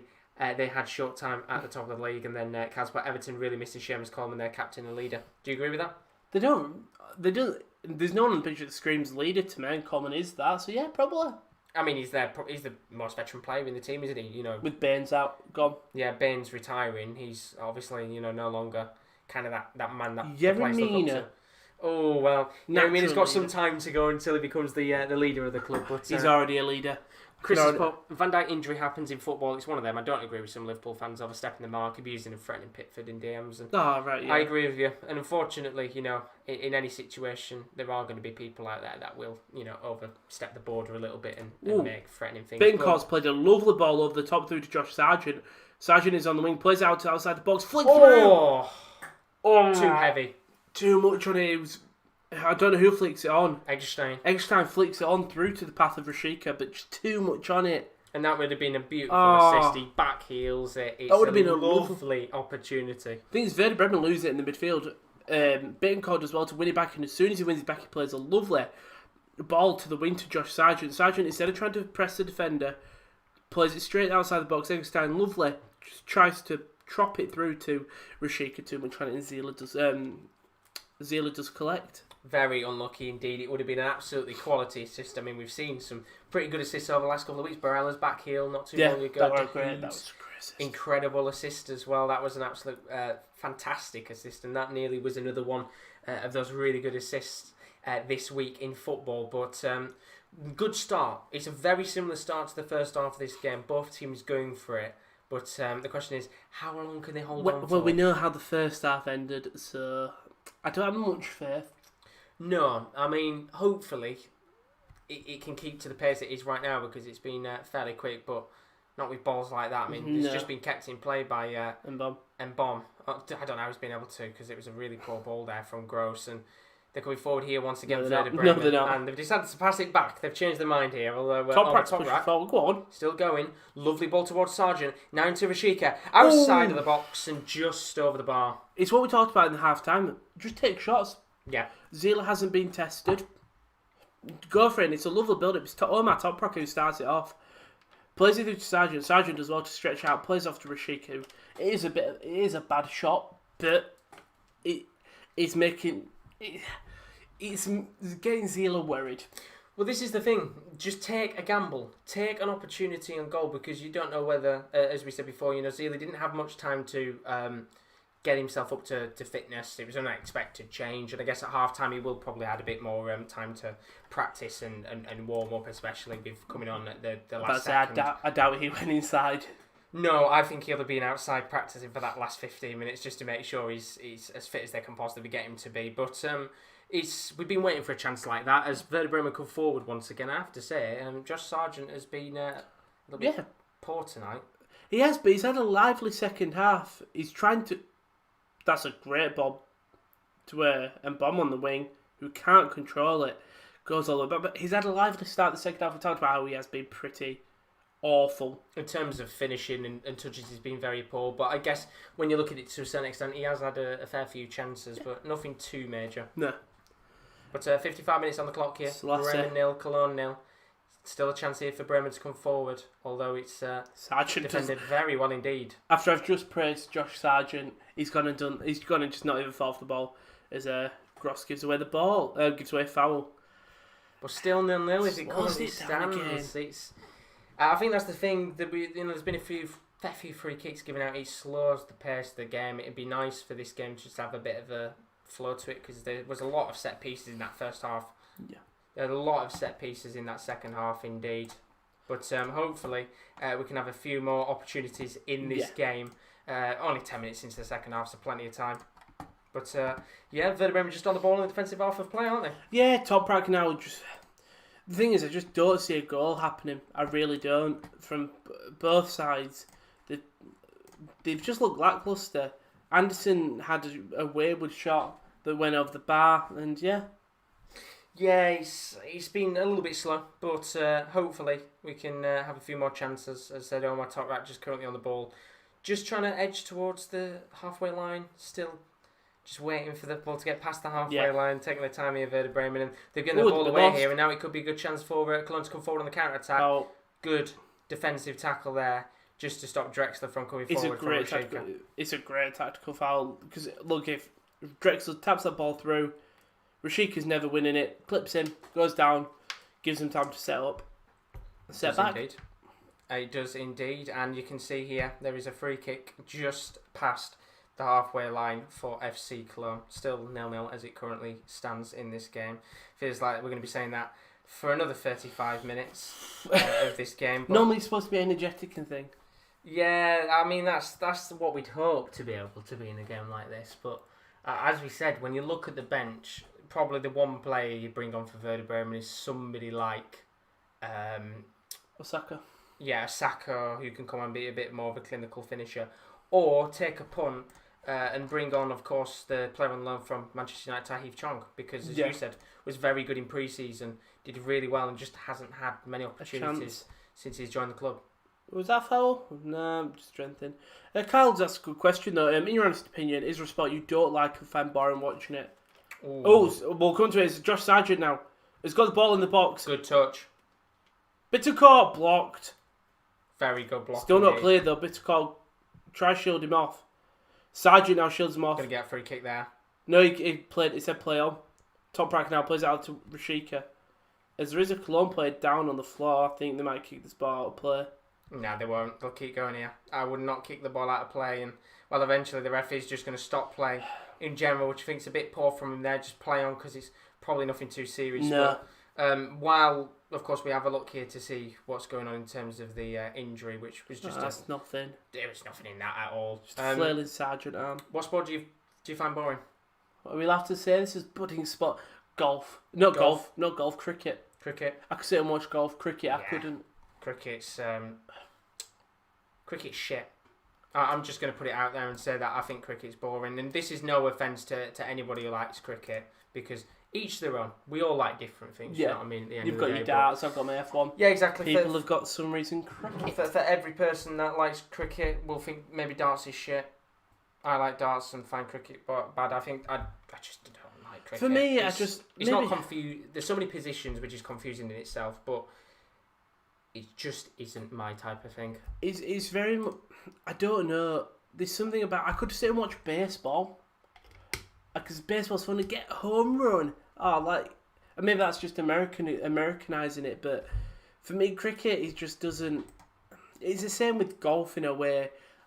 Golf is just someone hitting a ball with a bit of force. Yeah. I know people can say for F1 it's just people driving quick cars around a track. It's with darts, it's people throwing sharp metal things at a board. Yeah, you can say for any it's really sport. just personal loves. Yeah, you can say for any sport. With football, it's just 11 men kicking a ball around. But everybody loves different sports. At the end of the day, it's one of those. I mean, as I said, I'm not a massive fan of cricket, and there's people out there who will absolutely adore cricket and live off cricket and probably think football's terrible. And each to their own. Everybody has different thoughts and opinions, but personal preference. Yeah, exactly. I just don't think cricket's that enjoyable to watch. What's everyone's in chats? Yeah, well, definitely tell us in the see chat. If anyone agrees with them. Maybe we're the minority. I mean, maybe we might be. I mean, Carl might say to us that he's a big fan of cricket. Might be. I know there's people who don't like rugby because they think it's. There's always a really big fight between rugby union and rugby league. I hate rugby league. I think it's slow. I hate that you're not rewarded for doing well. It's like with league, obviously it's 6 tackles, but then once 5 tackles, you have to kick on the 6th. For me, in union, if you've started at your own try line as a cross comes in, it's open header straight in the hands of Pavlenka. Count as a shot on target though. It doesn't. It's good chance. It's a great ball in by Wolf Anderson, unmarked. Top Brack not following him. Straight to hands of Pavlenka, but it's some bright sparks. Yeah, absolutely, indeed. Good first chance there on target for Anderson. First real big chance of the game for, not really both sides. First big chance of the game for Cologne, but yeah. A few more opportunities like that, and eventually it might end up in the back of the net. But yeah, I think I'd say cricket's just not enjoyable for me. I mean, there's other sports out there that you could go into, like and then sports. I mean, horse racing, I don't mind. Horse racing's fun. That's got a bit of drama to it. It's just something that's so quick, done out the way. I think that doesn't help with cricket. Swimming. Oh, I love swimming. Are you a big fan of swimming? Maybe I'm not. Maybe just because of the Olympics. But like when the Olympics on, you get into every sport, don't you? But if cricket was on at the Olympics, I won't watch it. Yeah, no, I wouldn't. But I think maybe because they're going for so long. Yeah, I mean, Chris has put. I only watch football, F1, and darts. I only watch tennis when Wimbledon is on. I used to watch WWE, but haven't for years now. I mean, that's another one. Wrestling's probably the biggest one of them all, which people look at and say either one, it's not a sport, or two, it's just boring. I mean, I don't watch wrestling. Of course, you guys do, which is, of course, we have the wrestling corner in that, and I guess that's probably one of the biggest things for wrestling to tackle. I think with wrestling, it's sports entertainment. If you are a wrestling fan, you know it's not real. Unless you are under a certain age, every wrestling fan that is over the age of 13, 14 knows it's fakes. But as people watch a TV show, people watch Grey's Anatomy, it's such a huge show, they know it's fake, they know it's actors. So why should you treat it any different? Yeah, we're watching men in spandex, watching women in spandex. But what they're doing is the same as an MMA match, a boxing match. It's it's like a film action scene, but you're watching it for 10 minutes, 15 minutes consistently. You've got drama, then you add in that entertainment side. You've got stupid angles, you've got fun angles. You've got feuds which, when you watch a good TV show and like you've got a killer that hasn't been found. Yeah. It's the same with us where there's just the bad guy is just running over the face. As a bit got shout again. They've took a shot, but it's just been blocked by the centre backs. Yeah, good long range effort there from Bittencourt. I think that would have gone on to target, but Bornau just blocks it. Good little chance there, and both sides just having a few more. Not necessarily clinical opportunities because none of them ended in back up of the net, but there's been a few good chances that have been hit towards targets. We have our first chance of the game, and I'm surprised here. And Liminos coming off. He's been one of the better players on the pitch. He has. He's had a really good. Who's coming on? It's go on. Rekbakai. The Kosovan centre mid's coming on. And it's so, easier for you to say. I think he's a centre mid. Ball does come in. Sargent can't get onto it. Yeah, that was from the free kick that was given a moment ago to Werder Bremen, and unfortunately nothing's come of it here. But Chris has put, I only watch boxing when big fights are on. And I guess that's the thing with a lot of the bigger sports, is we have got another chance here for Werder Bremen to come forward. Rashika! The edge of the box. He does nice. Wide of the mark. Very unlucky indeed for the Kosovan forward. Players, of course, that is Kosovan. Kosovan dynamic here. Absolutely. But I think there's a lot of sports out there which people just tune in for the big ones like tennis, Wimbledon, boxing, tune in for the big fights. So there's UFC as well. Some people I follow on Twitter who are not like wrestling fans, so they won't watch every week, but they'll tune in for WrestleMania, the biggest show. Boxing. I've tuned into UFC fights and boxing matches when it's the biggest ones because, well, you know the people, it's entertaining. Yeah, exactly. And I think it's always the I don't know why he's given what's happened there. Bit of a reckless decision from Chizos with... Stupid because the thing is, Bittencourt wasn't even on the ball, he's just pushed him in the face.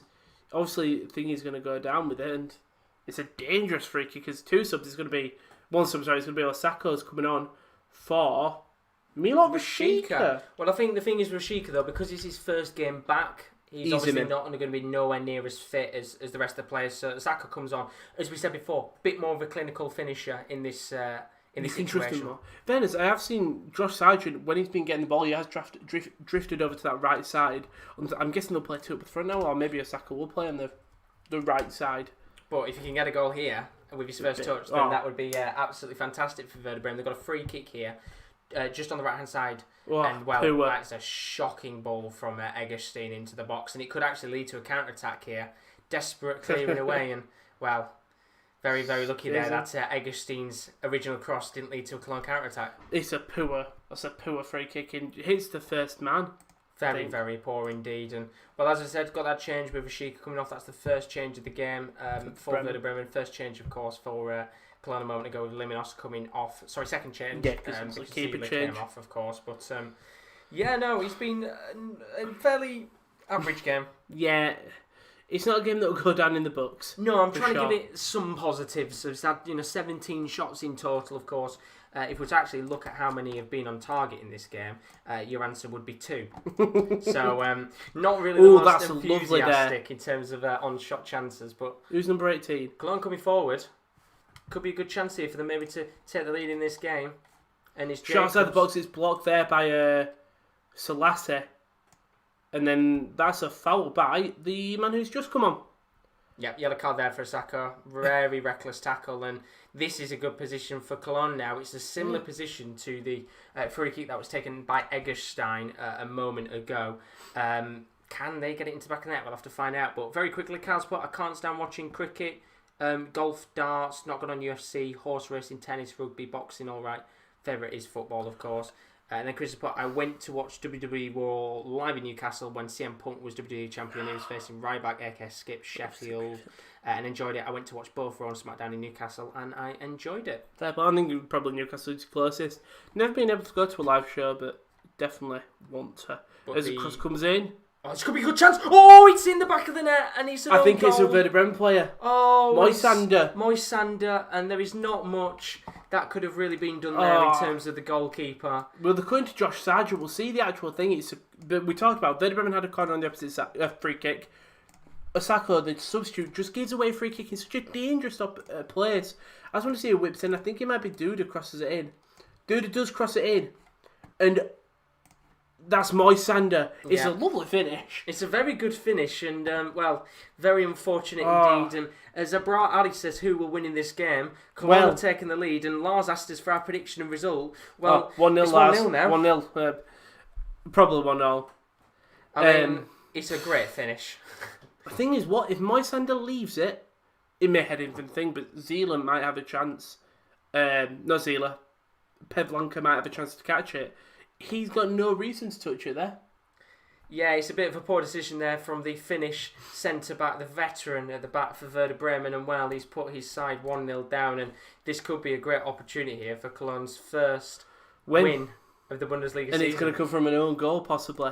I saw Kyle did say Gaelic football and hurling. Have you seen Gaelic football? Gaelic football is incredible. I wish they showed Gaelic football a little bit more. We don't get it over British TV because they just don't show it. It's fucking great. But of course, Lars, he asked us for our prediction. We said at the start of the show, what did you make for your prediction? 1-0. A 1-1. I went.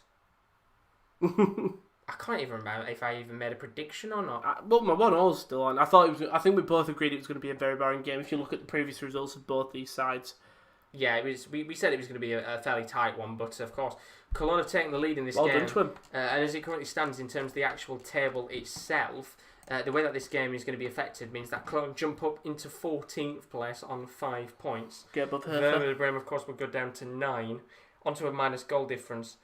They have to. It's crucial because it is such a tight table right now in the Bundesliga. There's only 5 points separating 16th and 7th. Yeah, I'm saying, you look at that table. Look who it's 6th and 7th. Augsburg and Stuttgart, more the biggest one. Stuttgart newly promoted side as well. Really putting up a fight, and Moisander doesn't need to stick foot out. It doesn't indeed. Chris has put them off now, lads, to do my live preview on City Fan Channel. Take care, stay safe, everyone. Thank you very much, Bye, Chris. Chris. Thank you very much always, for joining us. You absolute legend. Hope to see you again soon. And if you are new, as always, do leave a like and subscription because we have got plenty more content to still come on the channel, including, as you see in that top right-hand corner, Dortmund versus Bayern is our next live watch-along tomorrow. At 5:15, it'll be me and Rowan covering that game once again, and hopefully it should be a very interesting game. You'd hope so. Fingers you crossed. would hope. Luckily, I know a bit more about both sides, so we're okay there, but actually, look, the thing is, you'll see, we're going to look back and say it's a really boring game, but there have been chances for both sides. They just haven't been clinical enough, and of course, it's quite unsurprising that the first goal in the game has come from an own goal, just from a mistake at the back, because I think apart from that Anderson chance, which we talked about 15 minutes ago, that's probably the only decent chance we've had in the game, where it's been inside the box and a shot on target. Werder Bremen haven't been convincing, in my opinion, in the attack. Bittencourt's tried a couple of things here and there, Rashika did, but we haven't had a massive opportunity from Werder Bremen in this second half, and I think you could say right now it's maybe deserved for Cologne, but I think both teams have had a fair share of small opportunities. Yeah, it's Sargent. Either he needs to come off problems they don't, like we said, they have strike. It looks like there's going to be an injury referee for Cologne. Is that Drexler? I think it is indeed, which is not good at all, because we've already had an injury in this game with Cologne, with Tim Horn, who came off in the first half with an injury. Drexler is back up on his feet, but don't think he's going to be continuing on for much longer. We'll have a look. A lot of the subs are coming back. One of the subs sprinting. I think Drexler's walking off the pitch. Yeah, he looks like he's going to be walking off the pitch here. Strange's gone that way to walk off the pitch, I'll be honest with you. I guess it's that you have to go off the closest point if you're going to make a substitution. So he comes off, and I guess for now, we won't be seeing Drexler back onto the pitch. So we could see another change for Cologne. Of course, this time in the second half. And, well, he's been told to come back onto the pitch, I think. I don't know what's really going on. And, yeah, his manager said to come back onto the pitch. I'm guessing he wants the 11v11 right now. Yeah. And not lose that extra man for a few minutes. So taking a bit of a punt here and telling Drexler to continue on while he's hobbling around the pitch. A bit of a stupid decision, in my opinion, but they just want that extra man on the pitch, I guess. He doesn't look comfortable at all. He still sticks a foot in. And, well, he's going to give a free kick away here now. I think he's just trying to get himself sent off. Yeah, I think he might get the yellow card. And, well, I think he's probably complaining to the referee about the fact that he's still on the pitch. But mistake there from the fourth official. I think the referee should have just let him take the sub, surely, instead of taking the free kick. I know probably I think they were still getting ready to come on. But he comes on off in the end here, Drexler. I don't know why they tried to put him back on the pitch. And Tillman is going to come on here. And there's going to be another change as well, which we'll see in a moment's time. And that is going to be a change with Katterbach coming off the pitch. And on comes Janez Horn. So 2 changes for Cologne with 15 minutes left of action. Can they hold on to what would be a massive win for their Bundesliga season? But there is a free kick here for Werder Bremen, which is very nearly I thought that were in. slotted into the back of the net there by Bittencourt.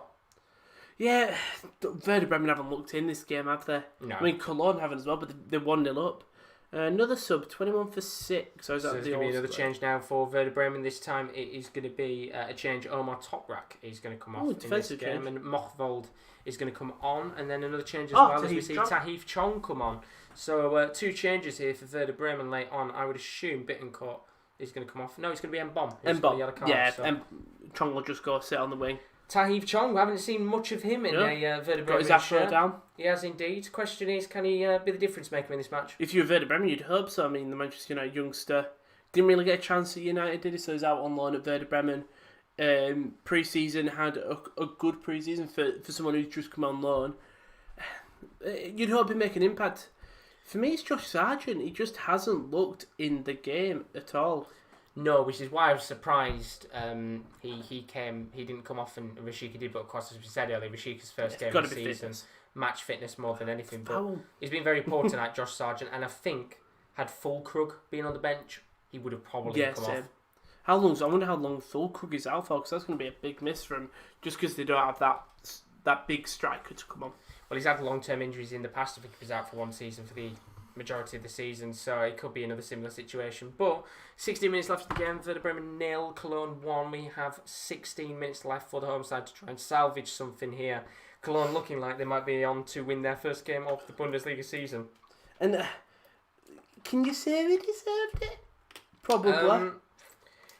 In the respect to the match, of the 75 minutes, a draw's probably deserved for both sides because they both had chances, but none of them have been able to be convincing with their opportunities. As I said, best chance of the game was Anderson's header inside the box, which was straight into the hands of Pavlenka. Apart from that, not really been much going on in this game. So I think a draw's deserved, but Cologne won't care. If they can take a win, exactly, then they won't care at all. I feel like they look like they're going to start attacking, and then it's just spin it around, send it to the back.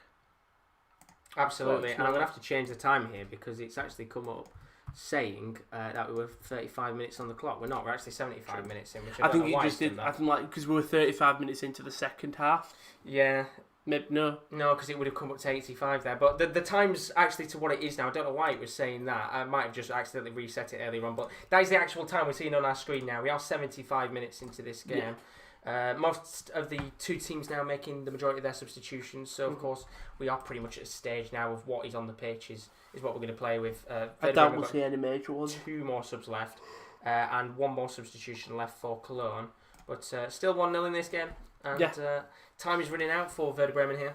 It is, and it's 15 minutes left, and it looks like this game's probably going to end 1-0. Do you think? That been one of the most boring games we've watched so far in a watch-along.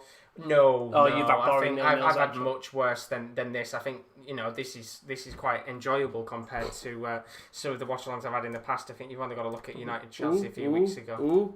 A bit of drama there. I thought we were going to get a bit of fighting. Surprisingly, no. It's just all words. Yeah, it's a shame. We would like to see the fist come out, but I've had much worse watch-alongs. I think probably the worst one that I've done. Ball over the top. Ball over the top. Teach Chong on the wing. Tries to control it. And it's a great tackle of Bono. Sorry. So United Chelsea have probably been the shittest one I've done recently. True, yeah. But I've had other ones as well. England, their game against Denmark, that was awful. There's been a couple of other bad ones in there as well. But good chance here. And it's the ball. It's going to give a foul again. Yeah, right decision there. I think high foot. Yeah, Osaka lofts the ball in high. Sargent misses it, but it falls away to Bittencourt, who goes to swinging it in the ball, and I think it's blocked, but it's given for high foot. I think it is indeed. You can see there. Then again, I think it's Sargent and Selassie in the box have fouled someone when going up for the ball. I think he's had a poor game, Sargent. He's had a really poor game. Very disappointing tonight. And it goes back to that point what we said before. He's still young and he can still develop as a player. But if you were trying to rely on him now to be the man to get you goals, I don't think he's the right person. I'm surprised that Werder Bremen didn't go out there and try to get another clinical finisher up top. You would have hoped so, wouldn't you? But they probably didn't expect Fulkrug to get injured for however long he's out for. Is Werder Bremen are coming again this time. He's strong on the wing. We'll cross the ball deep straight into the hands of Robert Zieler. And that is, I think, what we've been waiting for in this game. Somebody who can come on who is quick. He's got a bit of flair to him. Energetic. You can see him trying to get round that Cologne defence. He takes the shot on in the end, and it's a simple save for Zieler. But someone like Tae Chong in this game, very similar to Rashika. Got a bit of pace, got a bit of skill about him. Exactly. Someone who can change the game up a little bit. Yeah, I mean, it's a great little run. Whole play by Werder Bremen, just passing it. Just simple football, but getting the ball to he's stronger, then just turns on the burners. I think it's more meant for a cross at first, but he goes straight in the hands of Zieler. I think he took that one as a shot. Did you? I thought he was good. I thought he tried to square it into the box. He just mishit it. Luckily, it came off as a shot. The cross comes in, and it's cleared again by Bono. Outside of the box, though, it's Bittencourt. Gets past one. He hits it. It's blocked again by Bono. Could be another ball lofted in That's here. Wolf. and it's eventually cleared away, not It's convincingly though, and it's come back here again. Egerstein going to try and flick a ball in. Eventually, it's going to be a goal corner. kick as well. Came Yeah, off goal the kick. came Right off decision. Selassie. It's great defending there from one of them. You know, they're starting to get a little bit desperate now. Carl's put, weird question, do you guys watch any other YouTubers? I'm probably the person to ask. Yeah, I can't say I watch a great deal of YouTube. Like, in terms of YouTubers, I'll watch, like, sometimes I'll watch football podcasts and things like that. But in terms of just watching YouTubers, I don't tend to really watch YouTube. I watch a lot. Go on then, list them. Well, you want me to list every single... Well, we've got a bit of time. Well, we've got, how long? We've got 9, 10 minutes, 11 minutes of 48 seconds. You might have a little bit of additional time as well to squeeze him in, but Rowan does tend to watch quite a bit of YouTube. The thing is, my YouTube is very, very differed. So, like podcast I watch, like Stephen Try's biggest one, YouTube. Wrestling one called Cultaholic. Sidemen are obviously a big one. Then your typical, like, you will and he. Mimler says, nope, nothing happens. It's not a good clearance, though, by a Cologne defender. No, and it was a good chance there for Saka to try and push through on goal, but doesn't come to anything in the end. And they've got 10 minutes left here now, running out of time. Yeah, Veloce, who were like an esports clothing type company. Team Summertime, pretty much it. Big show, like then the big stuff like Formula One company, Zerka, Oldham, Salt. Basically, my YouTube is very, very different. I go from like gaming to like real life to vlogs, to cooking. It changes up over time, but here's Jebri Selassie on the ball. He's an attacking third of play here for Werder Bremen. Still trying to get something back in the game. Ball's laid off to him once again by Egerstein. Ball's lofted into the box, and now it's going to land at the feet of Tahiv Chong, who's just outside. He's actually going to lay it off instead. And really, really poor touch there, and it's a waste of an opportunity. Although Werder Bremen will get a throw in that they're going to take all the way back to the halfway line. As we'd expect. As you would expect, indeed. What did you watch, Kyle? It was like the main three. Because for me, I used to watch a bunch, but like now I'm just subscribed to a bunch of people. But I don't watch everything. It's normally I can't be watching it. I'll normally just go on down a YouTube recommendation. Tahiv Chong puts the ball in. Oh, that's not convincing. That's going to be a handball. It's going to be a penalty. And well, right decision there from the referee, and it's a moment of madness from Bourne now, who it's a quite obvious handball there, and well, the referee has no choice to point to the spot for a penalty. The thing is, he's had a good game today, Bourne now, blocking everything as he's done here. He blocks it and then flailing arm. He does try to move the arm away. He does, but it's just not quick enough. He isn't indeed, There's and a penalty. We could have a grandstand finish here with 9 minutes to go. Or we could have a good 1-1 that we predicted. Well, Werder Bremen, they've had 3 1-1s in a row. Can they make it 4? Are we about to get a 4? Take it away, Rowan. It's Bittencourt stepping up and pretty confident. Yeah, it is. So Zila, the substitute. Bittencourt takes it quick, steps up and drills it bottom left. 1-1. They're going to say no celebrating. Ball's being taken straight back to the halfway line. Look at the manager. Just gearing on his team. Lovely penalty. Felt relief, I think, more than anything. Lovely penalty by Bittencourt, by the way. Yeah, it's a blatant penalty. He knows it as soon as it happens. And then Bittencourt just drills it. Just that middle left. Zila goes completely the wrong way. And 1-1, game on. Game on indeed. And well, as you said a moment ago, they were running back to the touchline. This stage of the game, they won it. Why not? You know, they want to go out there and win this game. They know that they can go on and win it. And I think Cologne as well will be looking at this and thinking, well, we're going to go for it too, which hopefully means we're in for a grandstand last 8 minutes. But 1-1, as it currently stands, 2 goals in this game. Bittencourt's second goal of the season. Mm-hmm. We said about him towards the end of the lockdown period of the last season, how crucial was Bittencourt to Werder Bremen's campaign in terms of survival last season. I think if it weren't for Bittencourt, he scored crucial goals, assisting. He was just playing. He was that main man in midfield, and well, it's become useful again. I thought free kick given. It's just so useful to the team. He's one who's either starts the attack or will finish it off for you. I want to see what his like assist record is overall in his time at Werder Bremen, because it'll be unreal. But I don't think he'll be massive, but like I think he'll get more assists than goals. Yeah, he's one of those creative players that is probably been a little bit underappreciated in time. He's in the Bundesliga, was at Hoffenheim before, then moved to Bremen, and I think now he gets a bit more of a chance to really show off his skills and talent in this side. And he's been very crucial to Werder Bremen. Of course, he's been even more pivotal tonight, getting that goal. And They are pushing forward now, Werder Oh. Bremen, with 7.5 minutes left to go. But the referee is going to give a free kick. And Didn't know a free I kick. think Taylor Chong there just a little bit annoyed with the decision from the ref. I love he was on the Raphael attack. He's just like a little aggressive man. It's like he's got small man syndrome, but I don't think he's not even that small. I don't think he's that small. Josh Sargent, they're pushing Zila. Zila was forced to just hoof it out. Probably not where he wanted it exactly. Well, this is the thing now. When you look at it in role reversal for FC Koln, of course, they're probably going to want to go for the win as well. But Yeah. what's it like mentality-wise? Because obviously all season they're still waiting for their first win. They need the win. You take the lead in this game against Werder Bremen, and you think there's a You've great gotta chance hold to it. win. What do you think now, mentality-wise for Cologne? What do they do to try and get back with 6 minutes? You were 1-0 up, and it's probably the worst way to go 1-0 down. A penalty is nothing you can control in terms of outfield players. It's two people's fault, technically. The man who gave away the penalty, and then the call for another handball. It's going to be a free kick. Really dangerous position outside the box. Very dangerous indeed, and this is a massive chance. And Love that. Bit of afters. That's I don't know who it is actually.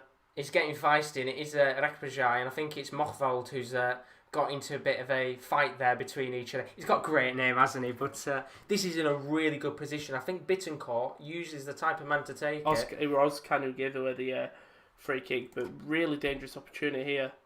The question is Bittencourt going to be the man to take it? Because He's standing over it. He is. If he can get a double here and save his side, this is massive for Werder Bremen. Well, you think if you're Cologne, okay, you've 1-0 up, you've got to hold. Okay, you've conceded a penalty, probably a goal in the worst way. You either fight, right, and fight for that first win, or you go Werder Bremen is 7th, right? We take a point, and we just try to win the games against the lowest team. Unfortunately, you can't have that mentality. You've got to go for the win. Exactly. It's such a feisty league, but free kick opportunity now from just outside of the box, about 24 metres, 25 metres, as I said, and Bittencourt, who's already got a goal tonight, is stood over it. Referee's just organising the wall. This is a big chance for Werder Bremen to win this game. I think he's not shooting. I don't think. Bittencourt's going to take it. Gets it over the wall, but over the post as well. And it goes out of play for a goal kick. So close. Bittencourt there. Just a bit too much on it. Very unfortunate indeed in this game. And Kyle has put, in terms of his top three, do you know any of these? Jack Septicai, Marky Player, and United Stand. I'd know all three of them, yeah. Yeah, that's He's right. Irish. Markiplier used to do Five Nights at Freddy's, and United Stand, of course. A United Mark Stand. Aldridge. But yeah, And then I can see Josh translating the German thing. I'm trying to translate the German stuff because I'm not going to lie, I don't speak German, Leon Orlando Stapper. But I'm going to try and do my very best here to so I'll let see what it means. Music do the talking. Werder Bremen's, I think it's Werder Bremen's chant. Oh, that's awesome. We've got Werder. What is green and smells like fish? Oh, What is Werder green? Bremen. I don't know whether it's a chant about Werder Bremen being bad. What is green and smells like fish? We're just having to search it up here. We can't. Translated, there we go. For decades, Werder Bremen flew the sympathy of all of Germany because the small club repeatedly opposed the big ones. A song by Thomas Scott. So it's a famous song. There we go. We'll Fair learn play. something new every day, Leon. We're not German, of course, so we're Was learning als something new. Gritten und stinkt nach frisch. I'm just insulting Germans. I apologise. Can't be insulting the Germans in here, Ron. They'll understand. But we've got 3 minutes left of this game. We are desperately looking for a winner in this match between Werder Bremen and Cologne, and Werder Bremen are all over Cologne now. They are. They want the win, and if they show this fight, ball over the top though, Zila collects it. If they show this fight for the entirety of the game, it'd be a breeze. Oh, absolutely. Instead, this is a wake-up call. Yeah, big wake-up call indeed, and we looked at that game, as we said at the start, the watch-along last season when they first came back into Bundesliga action. You know, Werder Bremen beat them 6-1. As they come forward here, it's Taylor Chong with a left that has gone high and wide of the left-hand side of the post, and that is an opportunity that he will want to forget very quickly. It's one thing you want to start. You see, though, just fighting. Why not go for the shot? We talked about it at the end of the first half. To go for him. They've gone for him. Haven't paid off though. In that situation now, it is all just about trying to get that winning goal. I guess earlier on in the game, test the goalkeeper, have a few long-range efforts. When it gets to this stage, you don't want to be giving the ball back to Cologne at any stage. We saw yesterday, specifically in that game between Rangers and Benfica, all they had to do was sit back and defend. Different situation this now. It's role reversal. They've got to go out there and attack. But, you know, don't sit back at this stage. Sorry, don't take on long-range efforts at this stage. You've got to play it safe. Try and get that winner as Cologne come forward here in the last couple of minutes. We're down to the 88th minute mark of this game. Werder Bremen are pushing him well as a free kick, advantage. I think. No, yeah, it plays advantage. They were pushing the defence well to play the ball over the top, and it pays off in Werder Bremen's advantage. I mean, look at the numbers pushing forward now for Werder Bremen. Everybody is up. The midfield is pushed up. The defensive three at the halfway line. They are going for it here right at the very end of this match. Can they nick a winner? That is the question. They're coming forward on this right-hand side. Saka. Doesn't go to know. Not enough pace in it to go out, but he's done well. And it's clear Cologne have done well to defend that. Really, really well indeed. Very good defending as we reach the last minute. How much additional time do you think we're going to get? 2. 2 minutes. Because we had 3 injuries ish. Cross will come in though. Goes all the way. Switch a player towards Taylor Chong. Is he going to go for the long range effort again? He's going to ping a ball into the box this time. Tries to get it towards Sargent. He's going to come to in the end. Jebby Selassie tries to get the ball and it's cleared away in the end. Very good defending there from Jacobs, who's come all the way to his left back position from that left mid. As Werder Bremen keep coming forward here with 30 seconds left of the 90. Werder Bremen really pushed for this 30 seconds. Like Josh said, 30 seconds left to Heath Chong now on the left wing. Just pass it back because there's no one option. Big long ball over the top. Will it find Selassie? It will for a throw in. So if you've got someone who can do long throws, you're perfect here. And that's the important thing now. Just hold the ball up there. Try and work the way to the goal and nick a winner. Because, of course, tonight it'd be very disappointing if they can't get the 3 points against Cologne. But they're coming forward here so as we hit the 90th minute. He's got a lot of open space. So Saka's making a run through here. Here's onto Saka in the wing. 3 minutes of additional time. Oh, and a Saka loses it. You can't see because of a speed alert. 3 minutes at a time, like you said, sorry. Yeah, 3 minutes of additional time left in this game. Tahith Chong, fastest player of the match, but that's not going to mean anything look if at they can't get the winner. Fastest player is. It's the centre back, which is fair play to him as Tahith Chong comes forward here, and he's just given the ball away. Although Werder Bremen have got it back again, resilient, but can they get that winner later on? 2.5 minutes left. Tahith Chong was trying to find a Saka. Cross comes in though. Josh Sargent heads it to the outside of the box. Oh, he's unlucky. Bittencourt plays it back in. Doesn't find anyone. Werder Bremen will still keep the ball. Cologne have just sat back. I think Cologne now are just going to try to take a point. Bittencourt tries to drive a ball into the box. He's not going to get to anyone. It's going to be cleared out of the Cologne defensive back line eventually. And does well great there. Work from Bittencourt just to keep an opportunity from going into the back of the net. Benaldo saying, "Come on, Cologne." How we doing, boys? Benaldo. Oh, you're good, buddy. There's about 2 minutes of this game left. Cologne about to pick up a very crucial point. But again, it's a missed 3 points. Yeah, for Werder Bremen, it's a massive missed 3 points. As we said, they could have gone into the top 6, but for both teams, I think it is a minute and a half left. True, it's like Cologne's first win. It's Werder Bremen's chance to get into that to get to 5th. Yeah, I mean the thing is, of course, had that handball not been given, it could have been a very different game this last 15 minutes. But it's made things very interesting indeed as we get to the last minute and 30 seconds. Benaldo's Audinburg's hope you're good as always. Benaldo as they come forward once again here. Selassie with a ball into the box. It's flicked away and doesn't feel like they're going to get this winner. Well, Selassie again. To tell you one thing, Cologne have been resilient in defence in these. When Bremen have had probably past 5 minutes, ball comes in. Sargent! Oh, and that was the chance. That was the chance to win it, and he's got his hands on his head because he hasn't been amazing tonight, and that was the opportunity. It is far out, but try put it into a corner at least, obviously. But straight hand Zila will go down. Well, actually, he's hit it very quickly to try and get Cologne on the counter attack, and now Werder Bremen are coming forward here. Tahith Chong on the left hand side, he's gone down. Referee says no free kick, and now Cologne could come forward here in the last few seconds. Anderson still up top, lingering, waiting for an opportunity. It's just currently being played around the halfway line of Werder Bremen. They've got it back again now. It could be a good opportunity. The Sargent chase, he can. It's really good defending at the back there from Wolf. Great catch who's by been manager. Exceptional game long. And they've got one more opportunity in this game to try and nick Long something. Ball. Saka jumps up, flicks it through to Heath Chong. He's got a bit of time. Chong takes on the volley. Goes for the shot. And it's blocked and he's going out for throw. Right. This has got to be the last chance of the game. Bremen have got to take this quick. Chong is walking. He's asking someone to come short. He knows he doesn't have the long throw ability. And he knows he's just not going to have enough time to be able to sit there and dwindle on the ball, and eventually it's on the right wing. I think the cross trying to flick it round. He's going to go to play for another throw-in. The referee, of course, is going to be not necessarily lenient on time, is he? And that's it. He's blowing the whistle. He's blowing the whistle. No more opportunities in this game for Werder Bremen to try and nick a win in what was an emphatic final 15 minutes of action between Werder Bremen and Cologne. And well, rattled the green screen. The green screen nearly flew over in excitement, but ultimately in the end, Werder Bremen could not get a winner. And you have to say, Rowan, tonight, we said it a moment ago, both teams will be disappointed that they haven't come out with more than 3 points. If it's anyone, it's Cologne. More than a point even. Cologne, they were one. It was a boring game for the 0-0. Boring. They get that goal. They get that very important goal. It was an own goal from Moisander. They didn't do anything to do with it. But it puts them 1-0 up. They have to hold on. And for a moment, it looked like the worst.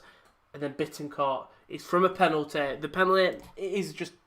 It's an unfortunate one. The shot comes at him. He's moving his hand away, but he does touch his hand. Bono's hand. Bittencourt does a lovely put away, and then Werder Bremen, that resiliency.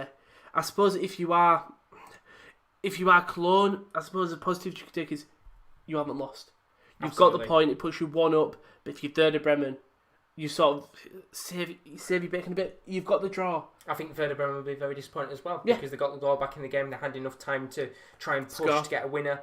When that goal went in, the majority of the end of the game was with them, with possession-wise and things like that. But ultimately, it's a 1-1 draw in this game.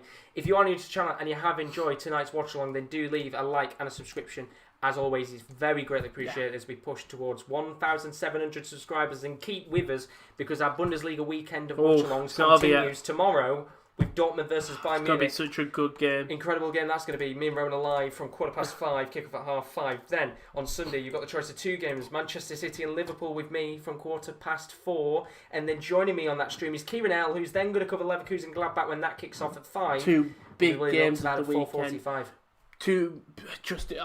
Big games. Big deciders for Europa League, Champions League. And how about this for a big game? Euro 2020 playoff finals, 12th of November at 7:30. 3 big final games before Nations League is back. Not necessarily as big, but match day 5. Some of the biggest teams. 14th of November at 7:30. Very fun.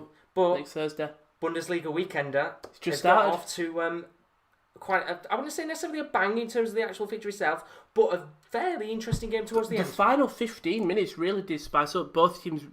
It was that thing of both teams just wanted the win, and when both teams do, it leads to an incredible game. But we should have seen it come in. That's Werder Bremen's. That's Werder Bremen's fourth draw. 4-1 draw in a row now. What did Werder Bremen do? Well, that's the thing. Now Rashika's coming back, of course, over time. Maybe he'll be able to help out a little bit more with the team and the dynamic and getting a few more extra goals. But tonight, Cologne, will they be the happier sides? Will Werder Bremen be happy? I don't think neither side will be happy with this. I don't think neither side will be happy, but if any team's going to take positive with Cologne, they've got a point against the side who are fighting for Europa League. Absolutely.